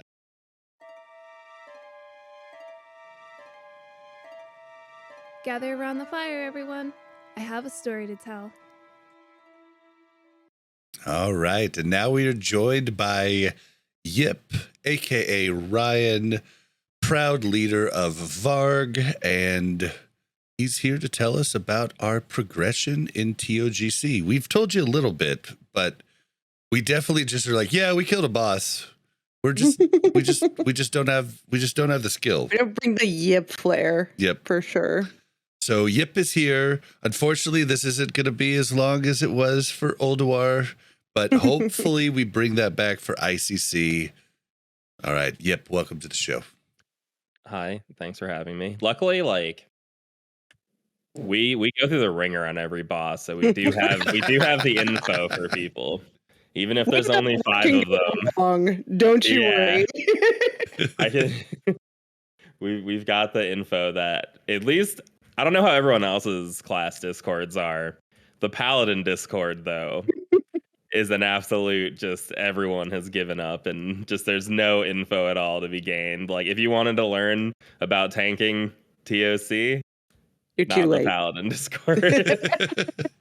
Which I get. It's just That's fair. it's a little easy for Paladins. There's no real reason to try. So the Paladin Discord is just really elitist people who are like, it's so easy, which it is. Like, it is very easy to play Paladin. And then people who come who are like their main tanks for a guild who have gotten away with it because Paladin is easy, but they clearly have no idea how the class works. Like, they come with these wild questions.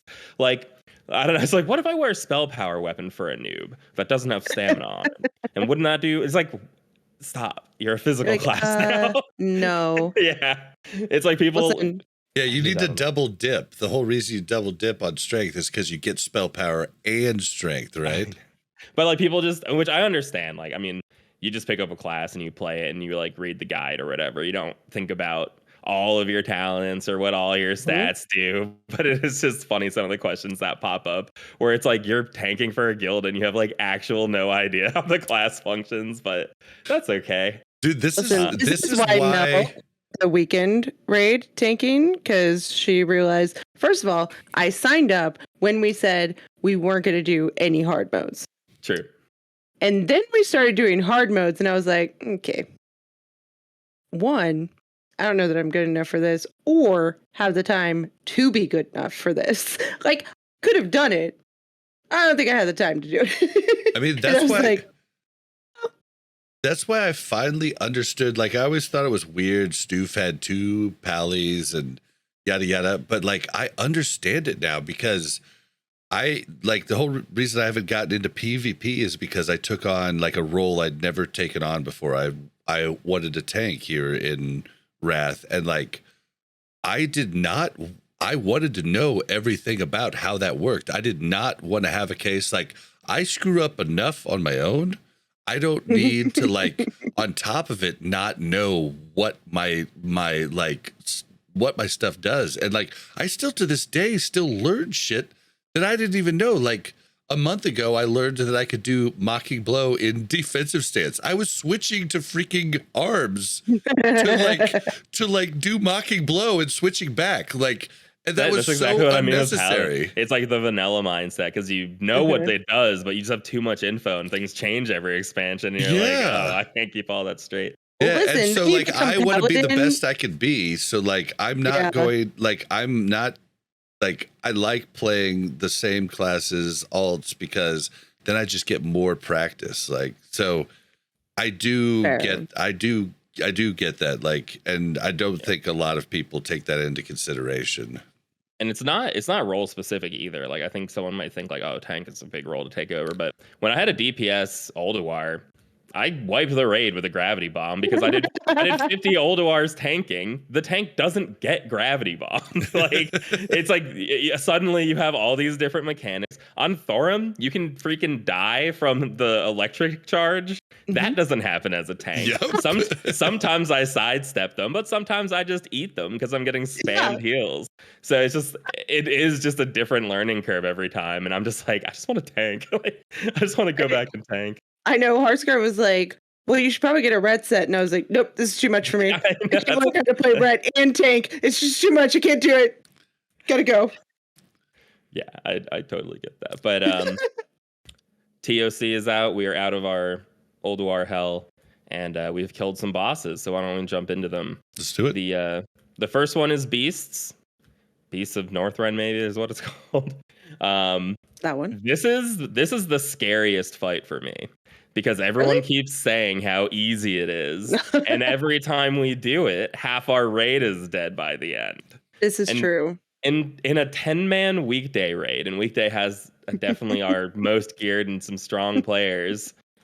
You guys did a no wipe one, but both our tanks died on it, and that can just happen. And in a raid where you can't wipe it all, to me, Beast is scary because of how much people underestimate it versus like you go into a noob, you go into Twins, and you're like, oh, we probably should focus and do the mechanics correctly. But you go into Beast and you're like, oh, big worms, whatever. First of all, we went into Beast our first 25 man, and like I hadn't done a ton of research on TOC because it was like not supposed to be really hard, right?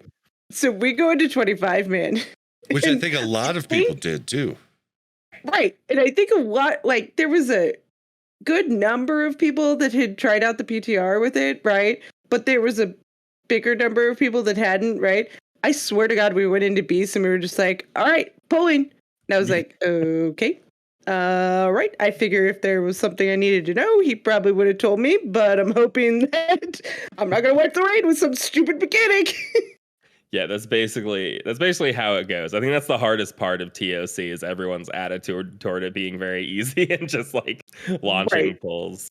But as far as the fight itself, you start out with a boss coming out that just impales tanks.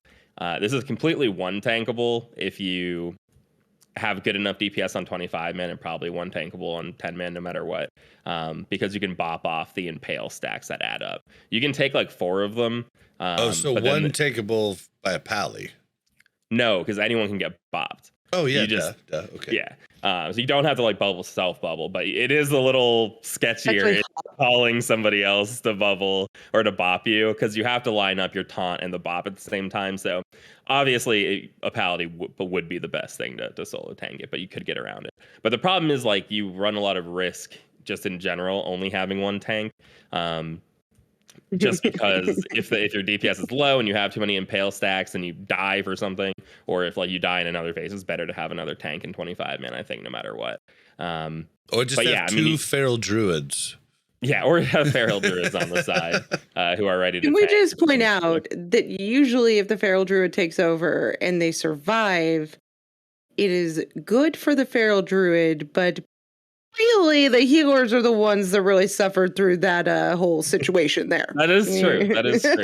When the DPS has the off tank, it's really the healers who are in stress mode. Everyone's like, "Oh yeah, good job, Mira," and I'm like, "Okay, it was a good job, Mira. It was great just hit instincts." stood there. But you were just turned into a bear at the right time, which was the great part. After that, that's actually pretty funny. That is so true. So I mean, have an off tank somewhere in the group, I think is good because after the first part, which is really easy, the only thing you're really doing is trying to keep your impale stacks low via bop or bubble, so that you're not taking a lot of damage when the worms come out.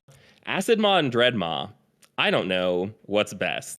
I think if you want a clean kill, killing Acid Maw is the way to do it because Acid Maw freaking poisons people and then freezes them Oh. in place.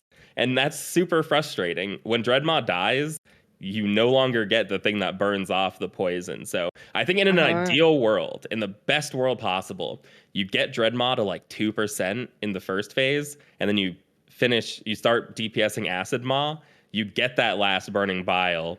You can either let the submerge go off. I know I've read, and I haven't actually seen because we don't do it. If you kill Dreadmaw as they submerge, then Acid Maw won't enrage. So they enrage when you kill one of them. But if you do it during the submerge, like as he's about to go under, then Acid Maw won't enrage. So that is what you can do. You don't have to. I have heard that too. If you kill Dreadmaw as early as we do sometimes, then poison's going out and you have no way to deal with it. And that is just like super awkward.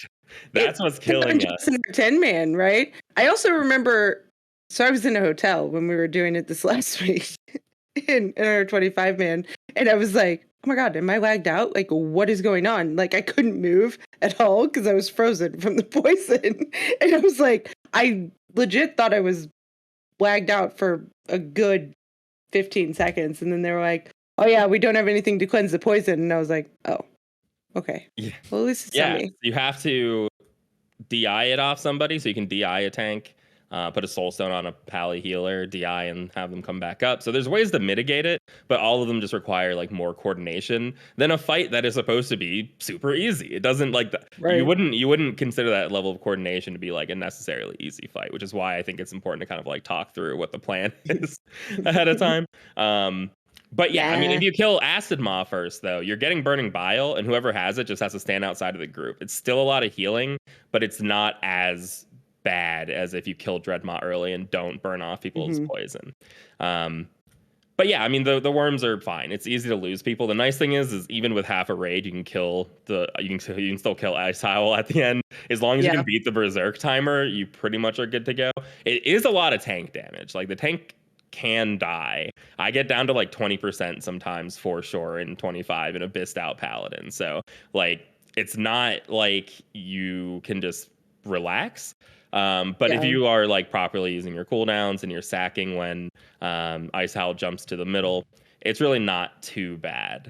As long as nobody gets hit. It is a lot of other people are taking damage, right, from the poison and from other things, and so the healers are a little bit more split than maybe. Wait, is there poison on Ice Howl? And during the transition, if you kill Acid Maw last, because if people are still poisoned, you're like picking everything up. He comes out like, I don't want to say he comes out too fast, but he comes out like immediately after they die. So if you're still poisoned, it's awkward. Like I've been frozen as he comes out and have needed to call for like an emergency DI. I've done. So it definitely is awkward. I've done it on the rogues and on the warrior, and I guess on the rogues, I just like right as he dies, if I have the poison, I cloak, and then I don't. It's just a mechanic I don't have to deal with. Yeah, I mean that's kind of overpowered, but all right. It is. And I can also cloak. Yeah, I'll just fill the rated rogues. Yeah, on a noob phase 3, I could cloak off the leech, the cold thing. Oh, the penetrating cold. Yep. Right. Okay. I was like, what? So maybe you're why my number's disappearing. Well, no, it's good. It actually could be that people are taking it off themselves, but we'll get to that. That's Beast. There's not that much more to talk. Like, there's no real intricacies there other than the basic. Like, you run away from Ice Howl. Like, people should know the basic. The first boss, though, it is pretty. Like, if like your raid hasn't told you this, when the little ads come out, you have to cleave off of the ad. Like, you have to be attacking the ad, and if you have cleave stuff, it only cleaves to the boss from the ad. It does not cleave from the boss to the ad. So you have to like switch to the ad. And I think there's a lot of people that don't understand that yet. But that's. I mean, I think even outside of switching to the ad for cleave purposes, I think you need to switch to the ad just to kill them fast enough. Well, like that's like people should be. Yeah, people should like be seeing that. Yeah, as combat, I tried to use my cleave. Because I just have a cooldown cleave. I try to use that on the first one, but then I prioritize the ads and then just prioritize making sure to switch to the boss to make sure armor expose armor is up. But that's all I'm really messing with the boss. If I'm lucky, I'll get a rupture in on the boss, and then switch back to the ad. But you're prioritizing the ads because he spawns 2 more after he dies. So like you have to get those down. Okay, you guys, is anybody else extremely surprised that nobody got run over by Ice Hell? Yeah, we haven't had anybody get hit by it yet, have we? It's really easy to run away from. I know. The only but way I you don't run still am away. surprised. Yeah, I try to just keep yelling like run, run, run, even way before you can run. So people are like already holding their mouse down. Like Right? The first person that gets hit is gonna like live in infamy forever. Yeah. Well, there are some weird interactions, but we do got to move on from this boss. But there are some weird interactions. Like if you charge Ice Howl as soon as he hits the wall, you might enrage him.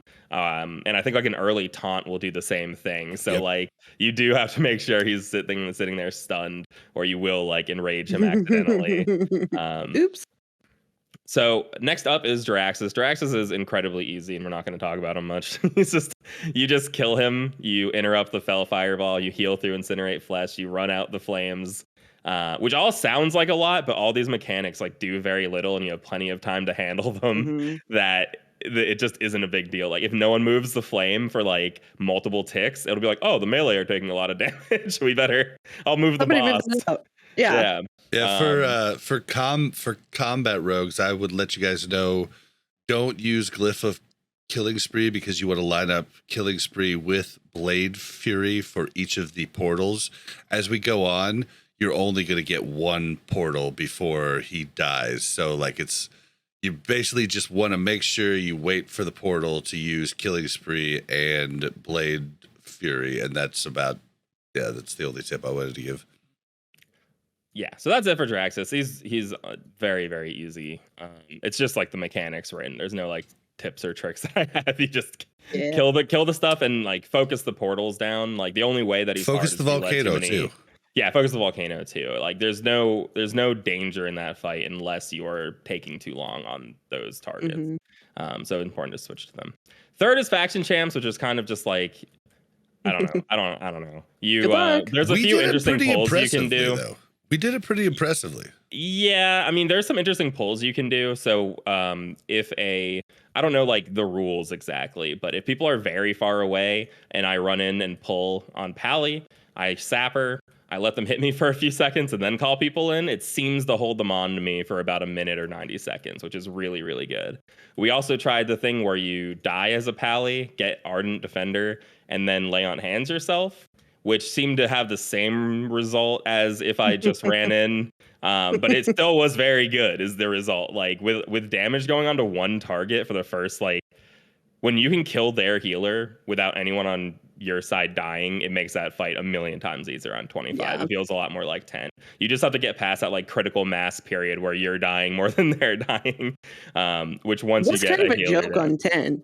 On 10, it's just a joke. You focus 10, the target. Yeah, just focus. But we did a really cool thing. We did Simonize's thing where we had me and the other rogue do, like I did crippling, he did wound, and we just AoE fanned, and like the warlocks multi-dotted. Like we definitely had people single targeting, but we did it the first try. We do the thing that we've been doing is just like whatever your highest DPS is. So for AoE doesn't really work. It's like a 75% less damage or something for normal AoE, but like multi-dotting and things like that will still work. And it's higher than single target damage. So because they get poisons healed, too. But I thought Fan of Knives didn't work. Like it was decreased. Fan of Knives is decreased, but the poisons that are applied are not decreased. Yeah, so you can put poisons on everybody, which is super nice for that.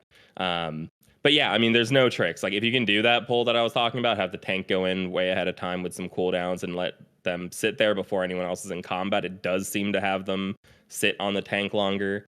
And that really trivializes a lot of it, because I find the biggest hard part is that casters just get owned by like the warriors and stuff. And if people in your group aren't kiting or like they're just sitting there and taking it, like, oh, the tank will taunt. Well, there's no taunting. So you got to run from like the warriors that are coming out, and hopefully people are CCing and stuff. But that's really all there is to it. What just happened to Mel? Mel's gone. Mel? Oh, you can't turn off your camera, Mel. But yeah, so that's the big thing that I want to like try to tell people. Your DPS doesn't matter here. Like there is no parsing on it. Like CC is like I throw out kidney on cooldown. If we're not doing the AoE strategy like we're in 10, I blind on cooldown. Like use every CC that you have, use every defensive you have. Like that is the key. And like DPS does not matter at all. Yep. I mean, it matters like it's really about your DPS versus their DPS. So your CC matters a lot because if you're not taking that much damage, you have a lot longer to get things down. That's what really matters is you don't want to be losing people early. And you want to be once throwing at your bops and your cooldowns and your sacks as early as possible to just get people living as long as they can. And once half of them are down, half of your raid can take it out. Like really the problem is when you have all of them doing everything at once is when it really is the problem. There's like a critical mass moment you hit where you're like, wait a minute, we could just do this forever now. Like this is no longer like an issue at all. Definitely a lot of mass dispels you've got to do as a priest. Yeah. So very true. Very true. Keep your priest alive. Mass dispel, mass dispel, mass dispel. Like people aren't taking a ton of damage. Like you shield people, you mass dispel. Like it takes your but the mass dispel is how you get the kill, right? On certain classes. Yeah, that's the other thing too. Is like the pally will bubble and stuff, and I think it'll even bop other classes too, which is annoying. Yeah, and like the heroism and stuff, and and taking off heroism. Yeah, so you may want to consider having your druid innervate your priest because they will mass dispel a decent amount, which takes a lot of your mana. But even then, it's usually fine. The dogs agree. Intruder alert. All right. Well, that's faction champs. I mean, you throw your face against it and make sure you're killing the healers first, and you're good to go. Even if you don't have a good pull, like I feel like you can kind of RNG into a kill on it. Next is twins, which I thought was going to be a little bit harder of a fight. The mechanics I think are still pretty difficult, but there's only a couple that really matter. So I'll just run through what we do and then kind of talk about like what potential options you have there. On that, there's only 4 mechanics that they do in total. You need to just have good soakers is what we learned.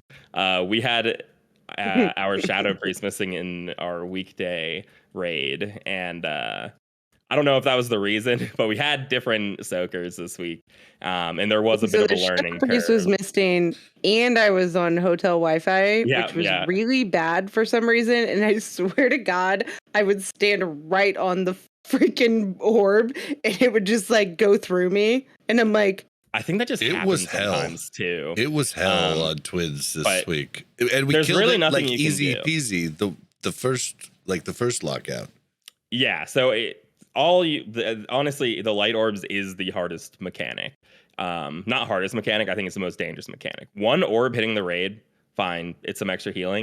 If 2 orbs hit a raid, everyone's dead. So it really is like just a mechanic that has to be dealt with. And I don't know if that means you have like 6 soakers and maybe that's fine for Dark Vortex. Like maybe you can live with a sack and 6 soakers. I'm not sure. But no, you only need 3 in 25 man. Here's the thing is that like things I've learned trying to be a soaker and not being very successful at times is that first of all, you shouldn't go chase. You shouldn't go run around, right? And I feel like I understood this better when I was pally tanking in our weekend raid 25 man. And I was like, oh, I just need to move to these that are going towards the boss or towards the raid, right? And like it's the same thing for the other soakers, but because we're ranged, like it seems like we should get more of them. And also like the ranged ones, they come in like clumps and they come with like 3 dark balls, come with 1 light ball, like coming in, and you're like sitting there like trying to figure out like which way to go. You're like, oh God, oh, and then you miss one coming from over here, right?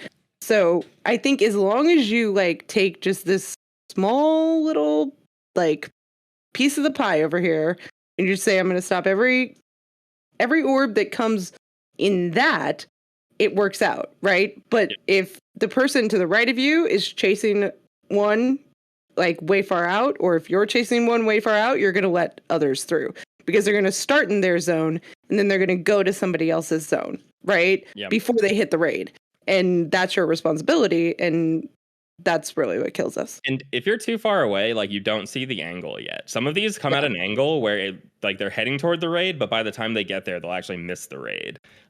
Which I think the more you like, that might be the case too. They do. They like go like this, and then they go like take a like 90-degree turn, and they're like, nope, I'm gonna go over here. And it's like, okay, fuck you. And those are the ones you chase, right? Right? Like the ones that are like coming towards you, and you're like, okay, this one's definitely coming. And then they like swerve a little bit, and you're like, oh, I can still get it. And then you're just like, ah, damn it, no. Okay, go back to where you were, and then you miss one. Yeah. They don't take a direct path. There's no straight line. That's fun. So yeah, I definitely be close then if they're turning as close as you can be to soak them, so you're not running super far away. But the 4 mechanics that they do are pretty simple. There's 2 AoEs and 2 shields. Everyone starts dark for the most part. Like most of your DPS are dark. They have the dark aura on, which means you're fighting Lightbane. So when the light shield pops up on Lightbane, it's very easy to break. You probably don't even need cooldowns to break it. So she has like a cast that heals them up to full. So you just have to do enough damage to break the shield and interrupt the cast. The problem is the dark shield that we don't quite have down yet. If everyone switches to it well, that's where we like to pop hero. We bust the shield open and then we swap back to Lightbane, and we don't switch what vortex thing we have. So we stay on dark while we're fighting dark.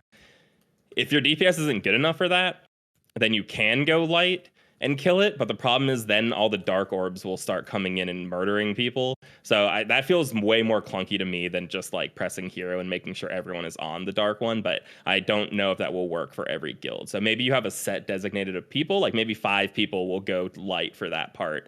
And then like stand somewhere different. That's a and good that way, call. Like that way only people, a few people.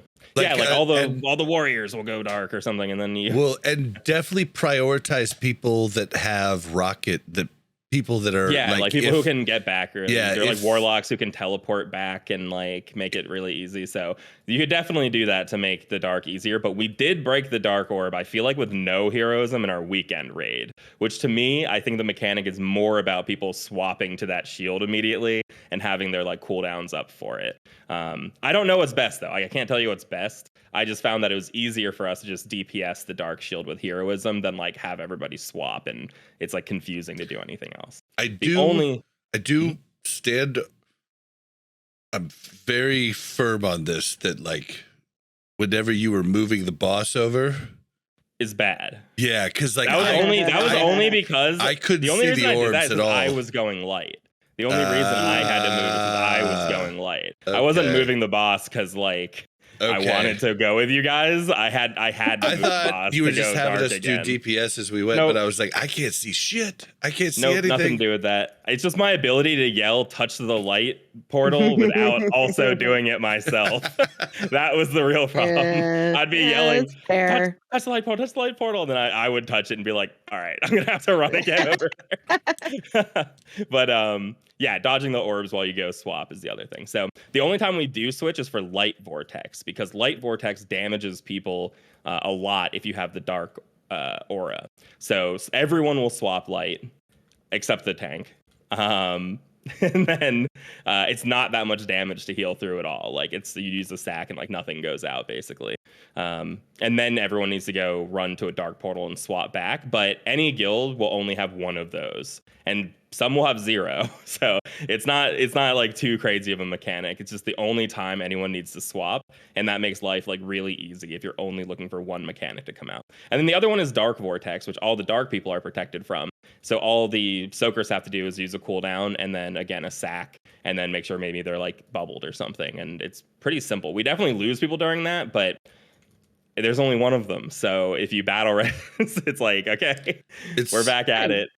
Yeah, it's going to be interesting because the only way to parse on that fight is just to get the perfect set of mechanics, like to where you're just not switching, like, and people that are trying to parse are going to freaking wipe over and over again just to do that. Like, it's going to be weird.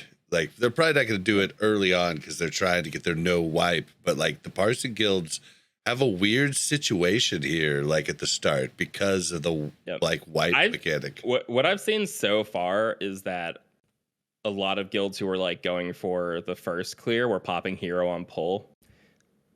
Which I think if everyone knows the mechanics and like they're gonna swap to Dark Shield and have the DPS to kill it, I think that's fine. I just worry so we don't. And plus you have a ramping damage buff as you go. But I think everyone having hero line up with all their cooldowns is also just really strong. Really strong. And I think a lot of the high end guilds are running 6 unholy DKs, which they need to know when hero's coming out, and it's just better to pop it when it's like comfortable for them in order to do a ton of damage. So but that's twins. It was really, I mean, it felt easy in both raids, but then we had some soaker issues this week, and it felt like we could have wiped all night on it because it's just instant. We had a kill, they were at like 15%, 2 orbs get through and the raid's dead. And then that's all it takes. This also has to do, I think, with a little bit of personal responsibility as well too. If everybody dodges light orbs that come in, you can dodge them as a raid pretty easily. You just need to know when that needs to happen. Looking at the light orbs, they're if someone dies, exactly, like if someone dies and you're like the back soaker's dead, if everyone just looks at the light orbs and moves from them, you won't die. But it's kind of hard to it's hard to coordinate that sort of thing, making it the hardest mechanic, I think, for me. Agreed. Or the most deadly. But that is twins, and then we fall underground. And the like 2 bosses, like from what I understand, I have yet to take it in 25 man, but like the 2 bosses don't move well. So like you need to get them close to like you have cleave. And like you have to strafe them for some reason. So if you just like backpedal them, they will just like stay there. They don't cast, they just stay. I don't know if their melee just has like a 30-yard range if you backpedal or what their deal is, but you can end up so far away from them. And then maybe they have a range, I literally don't know. But if you like zigzag with them or strafe with them, they do seem to run with you like immediately. And then if you backpedal, they just like sit there for a while before they'll move. So getting them stacked right away is really good. Yeah, especially for, that's like my combat rogue fight. Like that's the fight that I'm going to be able to like be the top guy. And so like I need those close fast, right? Yep. And then finally, we have a noob, which I will say we did not kill week 1, which a lot of guilds did not. I definitely felt when we didn't kill a noob, we had some really good attempts, like 4%, I think was our 6% or something. We get really close. That was really close to me. 6, and I was like, dang it, like, we're going to be falling behind everybody now. But a lot of really strong guilds who normally are ahead of us in Prague didn't kill a noob that first week. I was pretty surprised to see that it was like a universal challenge. I think a lot of that has to do with how difficult it is for healers. The third phase is just incredibly difficult. All for healers and tanks. It's all. Well, and I think some of the add-ons that we thought were working really well, I think we found some errors in some of the add-ons too, which kind of like felt us like we had our comfort blanket, right? And then it was like ripped away from us, and we were like, God damn it. Now I don't know what to do, right? Yeah, and just healers having to not heal people who are low health is just instinctually you're gonna wipe a couple times. I feel like it's just freaking weird. Not use certain heals that you're used to using, like prayer mending, right? Like I was like, but that's like a really good instant heal when somebody gets the cold for me to like just pop on them when I shield them, and then I put that on them, and like then they're good, and I can go heal the tank, right? But that in turn heals 4 other people, right? Because everybody's taking damage, and then it heals the boss for more. So like just getting that out of my muscle memory of rotation to not put it in was like, oh yeah, okay. And I still do it sometimes, and sorry. Yeah, and then just from a off-tank perspective, I've only off-tanked it because Mel off-tanked for our weekend raid. Only off-tanked it on 10-man, but you have to really be smart about how you pull the mobs into that ice patch. You cannot just run into the ice patch and expect to get to the other side outside of 20 minutes later. You off-tanked on 25-man too. because Yeah. we have 3 I tanks. would No, Yes. did I? Yes, 100%. I did. Yeah. Yeah. Okay. Yeah. Okay. Well, Um, it's a bitch. Like you want to run I will around. say I'm going to interrupt you though as Okay. you're saying this and just say that we should just have Paladins freedom tanks who are pulling mobs in, and then you can run over the ice patch Really? without being slowed. Yeah. Oh shit! That is we just- huge. Yeah, because you and Fab both, which is like correct. It's so annoying to pull them while slowed. So you guys Yeah. have been running around, which then makes it kind of like annoying to pull them into like the right spot still, because you're pulling them from a different angle. So I think going forward, that is the best thing to do. I think a freedom will take care of that. But that, if people aren't doing that for you, which again, like most guilds are not going to coordinate that in a comfortable way. Listen, I was a paladin. I didn't even put freedom on myself. Okay. As a main freedom tank, it's is super huge. easy. Freedom is Yeah, huge. freedom is I didn't huge. even think. Oh wow! Damn. Yeah. Yeah, that because like basically what I was trying to do was like run out, pull them, and like I don't have 2 taunts, so I have to like do my throw for one, taunt the other, and then you run around and then try and run in before they come in, so they run across the patch. Like it was a big old, and then warlocks are dotting them and everything else, and it's like I'm a warrior. Although I will say. Warriors are awesome for their cast, because a warrior can take care of 2 just right there, but I guess Pally can too. But yeah, the Pally can Holy Wrath and interrupt them and stuff. So I mean, those are all like, I don't want to say simple, but you're just pulling adds to a spot that's literally marked on the ground. Yeah. It's like there's not a lot of tips and tricks. It's a lot of damage. You should wear Nature Res Helm enchant and Cloak enchant, and if you're a leather worker, Bracer enchant. Wear a flask, the 50 resist flask. I think it's Lesser Flask of Resistance, I think is what it's called. bought 20 Lesser Flask of Resistance. I have it very right here on my It's very tab hard here. for me to search because I always want to search like Resistance Flask, Nature. Flask of Resistance, or like Yep. anything into the auction house. But definitely grab those. It's hard for me to tell if they're good on the main tank. I really don't know, because Swarming Leech does do less if you have Nature Res. But when I look at our fight to our almost kill, our kill to our almost kill, I took like 1,200 less damage per leech, but it's so hard to understand how much of that is from me just being like less health at the time the leech goes out versus like how much got partially resisted and fully resisted and half resisted. So I haven't parsed out how good it is, but having more stam isn't like huge on it, so you may as well enchant as the main tank. Some interesting tech that I haven't tried that I understand works from the Feral Druid Discord. I went back to AQ.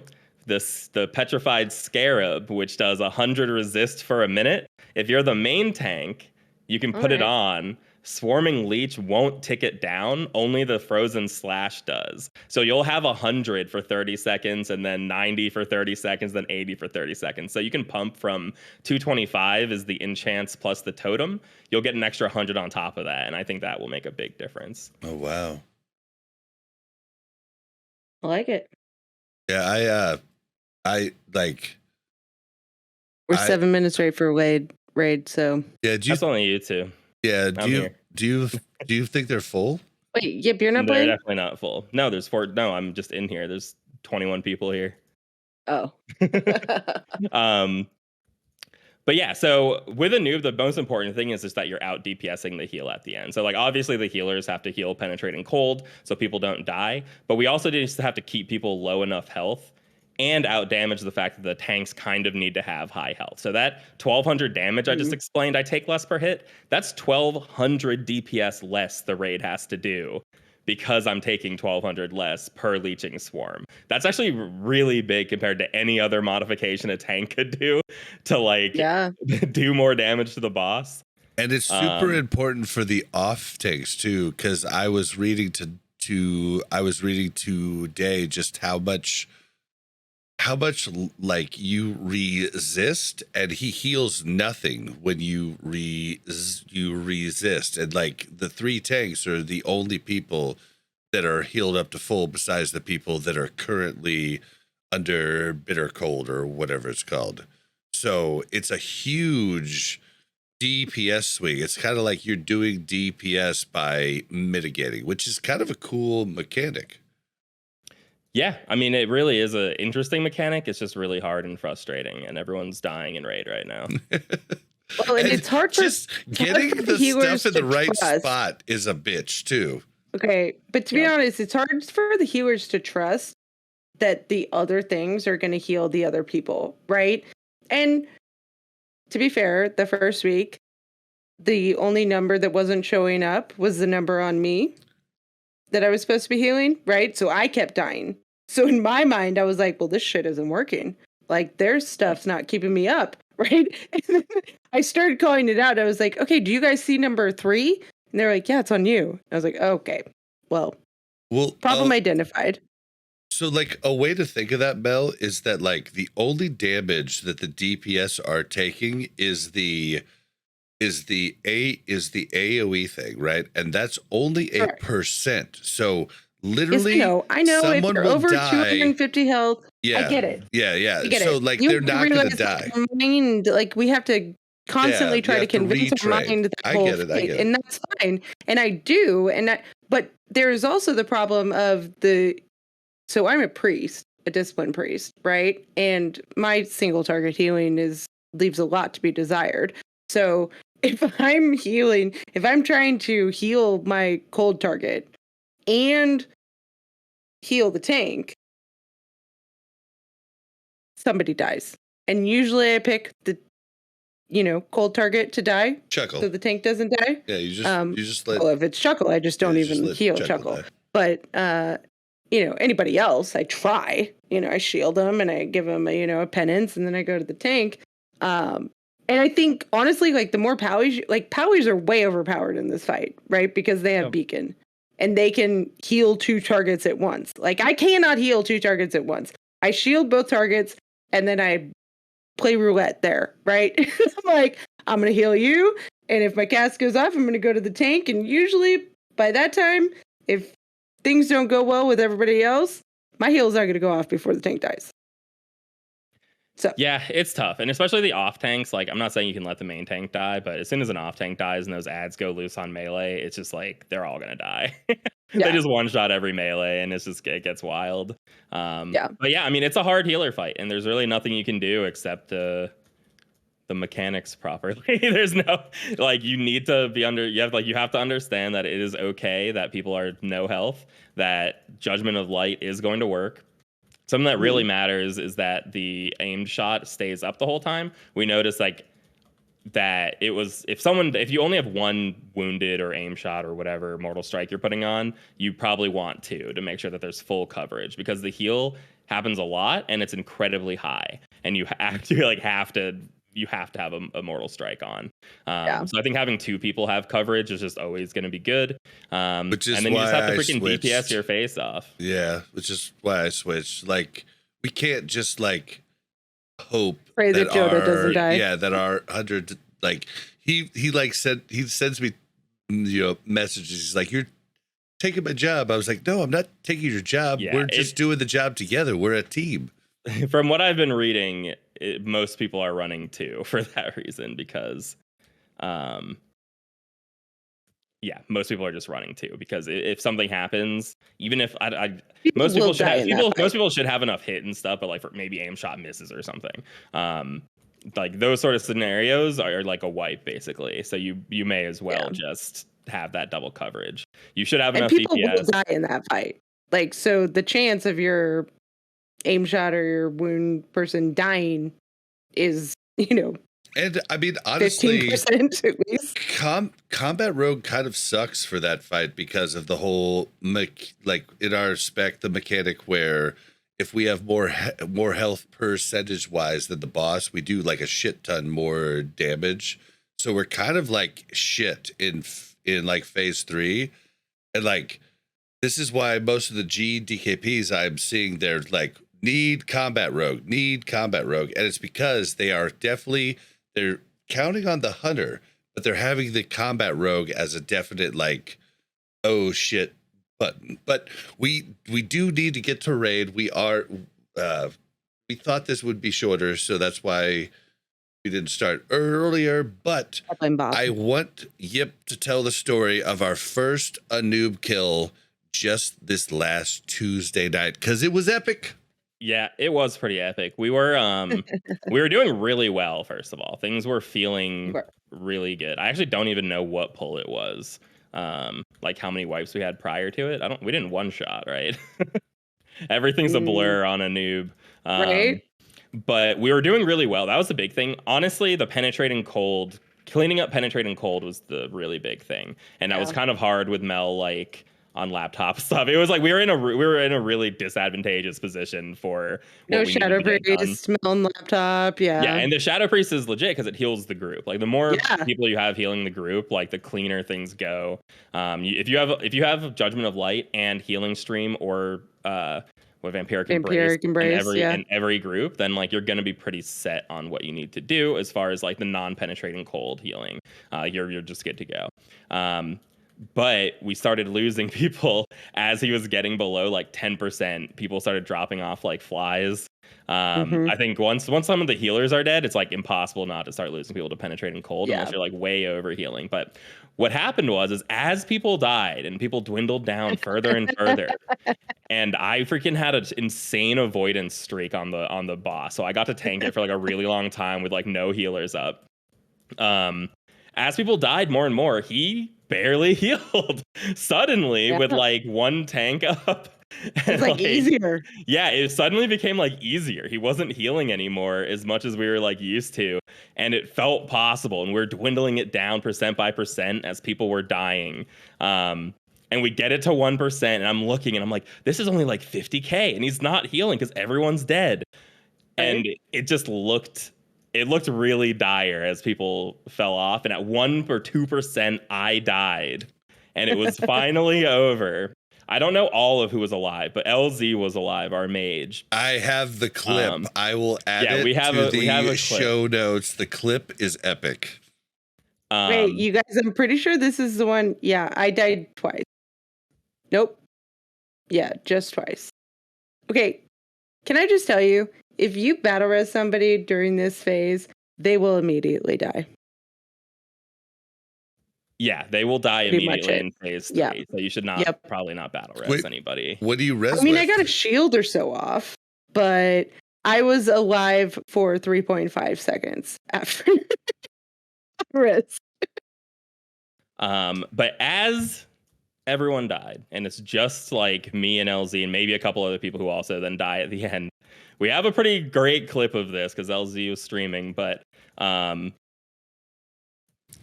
as soon as as he in his mind's eye saw me about to die, he freaking, as they turn to him, blinks away, rocket boots, and insta pyro blast and kills a noob alone as the only person alive. Mira does take a soul stone at the end, so he's not technically the only person alive, but really the only person alive engaged in the fight at all is LZ running away alone and soloing a noob right at the end with ads up, with everything up, and we get the kill. And it's right at raid end. Now that I remember, it's right at our normal raid time. It was so good. And we're like, oh, because like Yip was like, oh, 40K, and then fucking, oh shit, it's dead. It was just crazy cool. We were definitely not expecting that. Yeah. It was like our first hard mode XT kill, right? Where literally everybody was dead at the end, right? Do you remember that? Yeah. Every single person was dead after we killed hard mode XT for the first time. All right, well, guys, unfortunately, we cannot make our raid wait any longer. So, rapid fire. Mel, where can we find you? Nowhere. Okay, bye. Yep, where can we find you? Also nowhere. On Benediction. And fuck it. For this episode, you can't find me anywhere either. See you next week. Thank you very much for checking out Warcraft Reloaded podcast. Make sure to like and subscribe and hit that bell so you don't miss any future content.